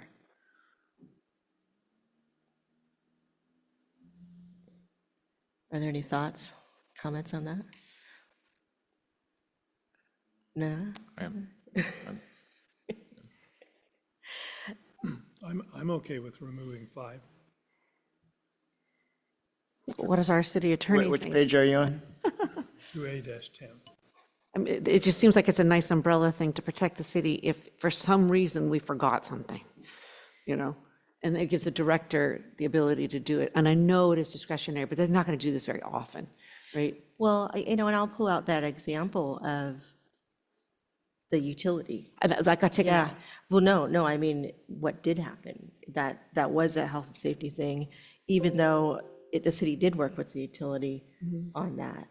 But it's like, how did that determine really what was safe? Because really what happened was, it exposed other things that were less safe. But, here, like I say, it's very broad to determine the health, the safety, and general welfare, which is outside of these things, emergency conditions, defensible space. Why wouldn't we want to be clear about what is under the director's discretion. And then would go through the permitting process and it would be approved or not, put it that way. No, Otherwise, I totally get that, but and that was a particular case that we figured out eventually. no, and I get that, but I'm just saying going forward, Right. I think it's just so broad. It is I mean, very broad. regardless of what happened before, it's broad. Right. So, and not thinking of what other exception it could be. Because if it was anything to do, let's say even, with a tree interfering with a water pipeline or something, so that'll come through, it'll be here under emergency conditions, and you'll know, you'll have that information from that third party. And if, in a way, it's more coverage for us if you take away that discretionary piece. I'm just thinking.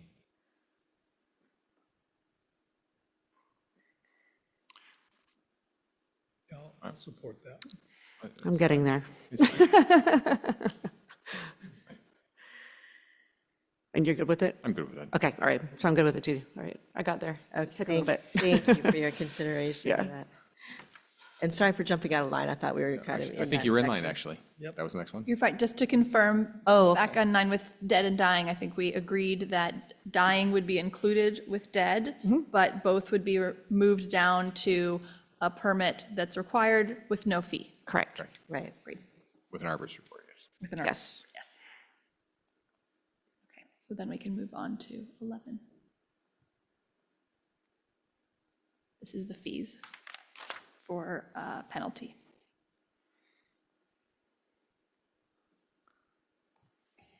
I know this question was asked during planning commission meeting, but this was just kind of, because we mentioned, I know in the first meeting we had, you looked at some other cities have penalty schedules like this. Some are more than this, some are less than this. We had no penalty schedule before ourselves, really. It was just permit fee of $395, right? So this is a significant jump. What we had before was a higher replacement ratio for penalties. And so what the Okay. suggestion here is to use the normal replacement ratio, but a financial penalty. Got it, okay. So basically it would have been the same. Okay. There was some penalty. It was, I think, 4-to-1 instead of, or I'd have to go back and look. It was a much higher replacement ratio with no penalty. And instead, we're suggesting of using the normal replacement ratio, which we've just discussed, stepping up, and then fees to penalize those that remove without permits. And the goal here was to think about people using common sense. That's what the steps are for. So we want to not penalize someone that simply didn't know and didn't think to ask too much, but also use the logic of someone who's removing a 48-inch oak tree should kind of know there's maybe something they should ask about versus a 10-inch, right? So that's what the steps in size are.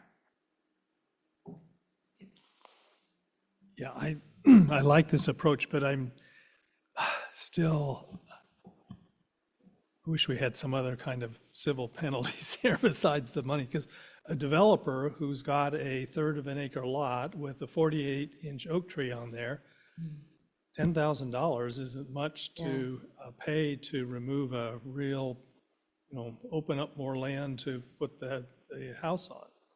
Yeah. Oh, good point. The problem is the different scenarios. You're right, you've got the homeowner who just doesn't know their first home when they have no idea what the rules are versus a seasoned developer who's using it to get around fees. I mean, unfortunately, I'm not sure how you would clarify those two situations or distinguish those two situations. But right now, I mean, if a developer did that, I mean, what would under our current ordinance, what would be the penalty? They'd have to replant a whole lot of trees. There's no financial penalty. Okay, it's just They'd pay replanted. $350 for a tree permit, and they'd have a higher replacement ratio when a 48-inch tree would be a lot of replacement trees, especially with the penalties. but there would be no financial penalty. So $10,000, but is it more than $10,000? I mean, is that how you guys, is that how you were doing it? It's like, it's basically $10,000 worth of trees right now? Is that how? We did not do a calculation of what the replacement trees. We So $10,000 is probably still higher than the I would cost of think so. trees. Oh, I don't know about that, because I think we did, What was the previous? for a 48-inch tree, it's what, 16? Or is it 32 replacement look. trees? Yeah, but that's still valued at 230, you know, the calculations on that per tree. They were low per tree. Well, 15-gallon oak trees, those are, They're not cheap, yeah. they're not cheap, yeah, $400. But what's the alternative, though? What's the alternative? Are you thinking higher? I should say, I'm not sure what the, are they higher penalties? Public excoriation. Yeah, public shaming. Okay. Yeah, I know. So, But, you know, a seasoned developer in town is, you would imagine they're not going to just do the one house, you know? And so if they get on the bad list, then you guys are watching them, right? And that would be, Well, the way this is written, you Right. can be a serial tree cutter and you're just going to pay the first time fee each time. yeah. It's the property, not the felon. That's a tough oh, I one. see. That's true. But we could see how, I mean, this is one of those ones, maybe we just need to see how it works itself out. I don't know. I'm not really sure how you would change it without like dramatically penalizing an ignorant homeowner, you know? Yeah, I don't have a solution. I know. On the other hand, do we even have that inventory anyway of those, like what we would call heritage trees or grand trees as the original trees for Lafayette laid out? We don't have that, but it would be an interesting thing to try to inventory, so at least you can track them where they are. There, you know, I don't know how we do that, but I'm just saying that's one way to at least keep track of those. The big trees we definitely want to at least be aware of, so that doesn't happen. Well, no, but when a big tree disappears, people know about it. People know about, but that's after the fact. You see it missing Yeah, as no, but opposed to this is like, always after yeah, the fact. yeah, It's just what happens to the person after the fact. yeah. I mean, we'll know about it if it's a 48-inch tree. And well, Yeah, and that's happened recently, some big trees, and you see it missing from the skyline, you know, it's like, whoa.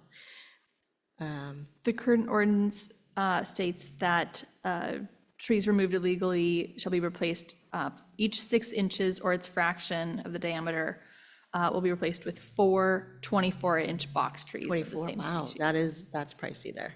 so it's 32. Well, okay, so that's around 10,000 would probably. Oh, so it's pretty, Probably about, yeah, cover that. pretty equitable, huh? Okay. I mean, I get where you're coming from. I don't know how we'll solve that same thing right now, and hopefully this is something in other iterations, again, looking at how we can improve upon this, protecting those big trees we might need to figure out how to inventory them, you know? So, Okay, well, I like the doubling. Yes. yeah, Agree with That that. felt like appropriately quadrupling. punitive. Yes. And I guess we don't have a better alternative, is what we're saying at the Right. moment. no, that's, yeah. So are we good with that, what is in the draft GPO? Okay, Yes. okay. Okay, that brings us to the last item, which is number 12, which is these additional issues. Formatting, changing to the purpose statement, the method for measuring multiple trunks, et cetera. I'm fine with all of these. Me too. Yeah, I think then during our call today, we made an adjustment to the definition of an excluded tree, I recall. Yes, I actually did create a slide for that. Give me a moment.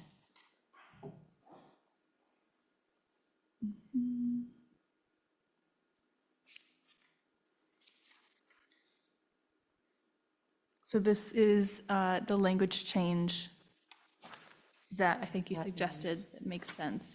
Okay. So the intent here is to protect, or excuse me, exclude only those trees listed following the definition, which I didn't include, but there's 17 species listed. The language here includes all trees not specifically protected, which is not what we wanted to do. We want to exclude specific species only. Perfect. Yep. So the strike through is the suggestion here. Yes. Thank you. Yep. Good change. And I have just one minor one on the definitions is the remove means to cut down completely or extract a tree. If we could insert to cut down to ground level. Oh, that, okay. Does that work? Completely, oh, great, thank you. Yeah, that one. I mean, we can add additional words, but Yeah, because I don't know if you guys have seen that too, where people have left the trunks and it's like, why are you leaving this 5-foot trunk? Right. Yeah, Right, so it needs to be leveled to ground level, I would imagine. Okay, and then one other thing, can we just leave, because I take it where we are now is you're going to bring a revision back to the next meeting. it's up to you. Yes. I don't think we have any choice because we haven't made specific wording changes. So I was going to recommend on Mr. Clark's point about 61711 and how it relates to early on in the ordinance, that we leave that to the city attorney and staff to recommend whether any change needs to be made. I don't think we need to discuss that as a council. It's a legal issue. I think it's 61703 and how it relates to 61711. And I'm Yes. too brain dead to work that out myself. That does make sense. That was a good call out because we're pretty specific about it up front in 1703.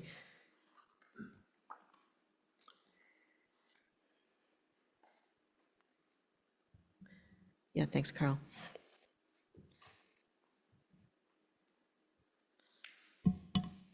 Any other call outs here? Wow. Arlie, thank you so much. Thank you. Yes. Great job. And thanks to council members here. We have one more. Do we need a motion to, okay, I move that we bring this back on the November 25th agenda for public hearing. Okay. A second. The word second didn't come to my head. Councilmember Candela aced that. So all in favor? Aye. Aye. Oh, wait. Just to clarify, that was to reintroduce it, right, once you've received all the changes? Right, to reintroduce the revised ordinance. Yeah. Thank you for the clarification. Okay, motion by Councilmember Dory, seconded by Councilmember Candel. All in favor? Aye. Aye. Thank you so very much. Thank you. Yes. Thank you all. Okay, let me get back to this. Greg, thank you. And Heather, many thanks for that, but thanks for this great presentation and walking us through this. Arlie, okay, with that, there are no items removed from consent. Council and commission reports, anything to report? I don't want to jump to the head of the line on this, but I'll start out. I want to thank the staff for, particularly Narup, Tracy, and Suzanne, for all the incredible information provided, objective information about our financial situation to the public. I think that was very helpful in helping the public understand what the situation was. And then I also want to thank the Yes on H committee for their incredible work. They were phenomenal. So thanks to each of them, and particularly to Matt Pease and Stella Witherspoon as the chairs of the committee. Yeah, and to the voters who made their decision. Whether they voted yes or no, we're thankful they made a choice, and we are glad, though, that it was a yes on that measure. So I'm sure many thanks to who Carl pointed out specifically, but all of staff, because that was a tough time, going through the reductions and putting that out, and kind of moving through this and planning, like, what if this doesn't pass and what if it does? So many thanks to everyone involved and fellow council members as well, and to our community. So hurrah, looking forward to what's next. Just getting our budget balanced. And to add on to that, thank you to the voters who voted for Measure H for sure, but also for voting for a really amazing next city council. Also including, where is my brain right now? Thank you, yes. Sir Jim Cervantes, who is not here, will be joining our council. It's going to be a wonderful group. Looking forward, and we will miss you, Wei Tai, but that's on a different other meeting. Yes, Wei Tai, yes, boy, but that's for sure. Well, thank you for that. Are there any more? Yeah, one more thing about David Clark's mentioned at the beginning is to get to the grants ASAP. Is that? Yeah, I've already spoken with Casey, and he's confident that we'll get the money, but I'll confirm it again. Sounds great. And then also on that same thing, I know my company is getting ready for tariffs, and we are stockpiling in anticipation of tariffs. And I don't know if that affects our city at all, but might want to think about stockpiling.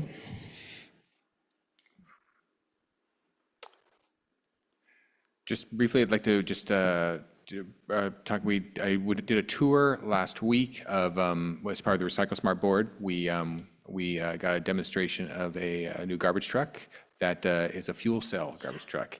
There's a mandate coming down from California, presumably still will come down, about transitioning to zero emission vehicles for our garbage, recycling, and organics pickup. And you can't just, unlike automobiles, you just can't, batteries just don't work because the weight is so much more that it just destroys the roads. And they're very sensitive that the batteries are so heavy, and so you need alternatives, but still being zero emission. Hydrogen fuel cell, which does not taking off as much for public cars, just because it's hard to the refilling hydrogen. There just isn't the infrastructure there. But for a garbage truck or recycle truck, which basically does a loop and comes back to a central truck yard, it's perfect. And the hydrogen is actually quite safe. And you have a central place to fill it up. It's the perfect use case. The weight of the truck is no more than a standard diesel or other kind of truck, and the exhaust is a few teaspoons of water as it goes through its day. So it's phenomenal, and because it is electric, it's generating electricity on the truck itself. It's quite a bit quieter, which I think all of us would appreciate in the mornings. As obviously the garbage cans are still gonna make noise, but the truck itself would be almost silent, apparently, as it goes through. So this is the future. The Recycle Smart will probably order 5 of them or something like that to start. It may not be in our jurisdiction because we have smaller trucks, which are actually a little harder for the bigger trucks, but still, it is the future, and it should be good over the next 5 or 10 years. Do you know, is that going to be a requirement for Yes. when they go out to bid for the new servicer? Yes, it is a requirement. The way the Recycle Smart's handling it, well, Gina would know, also Mayor Dawson, since we just did our thing, but we are basically, it's not mandated yet, but everybody can kind of see it coming. And so effectively, as the requirements come in there, the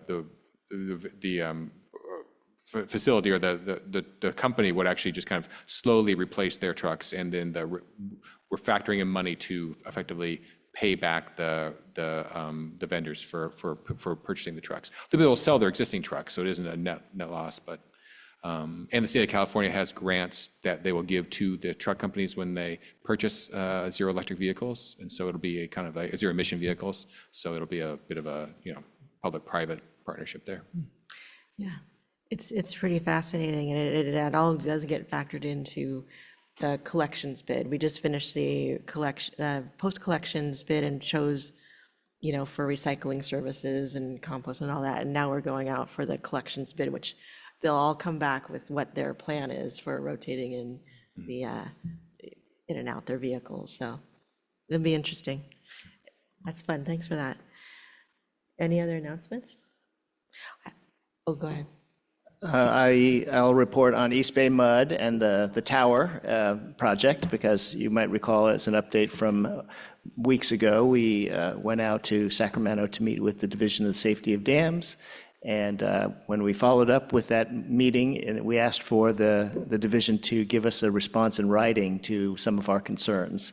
And that has taken a long time to get back to us, but it came back today, and we saw it just this afternoon. And so I think what we would like to do is schedule to agendize this topic at the next meeting potentially, so that we can report our findings and what the content of the letter was, that we could have our citizens community members be present and involved. But I do think it would be a time for the council in our city to at least be informed of where we're at and any next steps that we would need to take if we were to choose to do so. I think that anything else? We'll talk about it next time. That would be good, and then definitely agendize that with, as you're here, so that's wonderful. Thank you for bringing that up. I just have an announcement about the Chamber's Community Breakfast, Thanksgiving breakfast coming up next Thursday, 7 a.m. So, good way to start the day. It is a registration, so if you want more information, please go to the Chamber's website, but I'll be glad to lead the Pledge of Allegiance there, and and it'll be nice to see the rest of the community out too. Anything else? Well, I'll just report on the topic of clean energy. That we talked about hydrogen, but many of us received MCE's mailing this past week that they have to do a report on their energy content. And the 2023 content label came out just recently to say that, remember, most residents of Lafayette are either in light green service or deep green. Light green service was a promise of 60% renewable energy from solar or wind and California sources, and if you opted up to deep green, you get 100%. But like 90% of people are in the light green service, and it turns out that while they have 60% solar and wind, 40% was large hydroelectric in 2023. So it actually meant that like 99% of light green users were actually carbon-free. And of course, all the deep green users were carbon-free. So just to say that when our council decided, in what year was it, 2016 or so, that we would go with deep green, that today, not even 10 years later, nearly all of our residents are enjoying carbon-free electricity. And so that is a good reason to be switching to electrifying everything in your home, your cars, your heat pumps, and so forth, because all of that is powered by clean energy.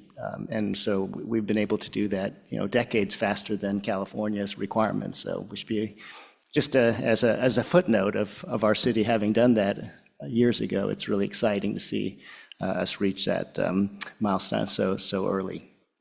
It's wonderful. Can I ask, how many of our residents opted out of MCE? It's about 10 or 11%. So 89% as of a few years ago were in MCE, and 11% had opted out. Newer cities going into it have a higher participation rate because MCE became a better known brand at that, but we were a little bit early adopters, and so people did not know it as well, I would say.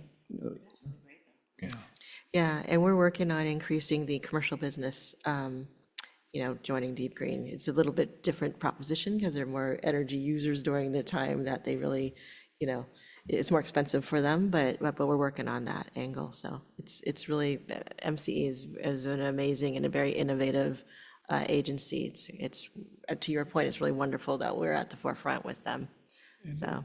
Can they confirm Orinda is still not a member? No, and that's a mission that we are going to take on, as at MCE, where John and I were talking about that we're going to try to strong arm them into it, because it's a process and it takes some time, so we got to get going on it. Are there any other Contra Costa cities that are not? No, they just added Clayton. And Hercules. Yeah. No, I think Orinda is one of the last holdouts. I know, but La Miranda, we need to show up, so we need to bring them on board, yeah. If there's no other announcements, I think I'd like to close in recognition of Russell Beatty. He is the gentleman that authored The Trees of Lafayette, which is beautiful. If you have a chance to see that, it's just beautiful. He passed away in 2022. I had the pleasure of talking to him a few years ago, and he was proud of the work he did here. And so I think you referenced that earlier, that you looked at that, and of course it's been updated. as far as a tree species, but just to recognize his work and his professionalism. Cool. All right, thank you. Meeting adjourned.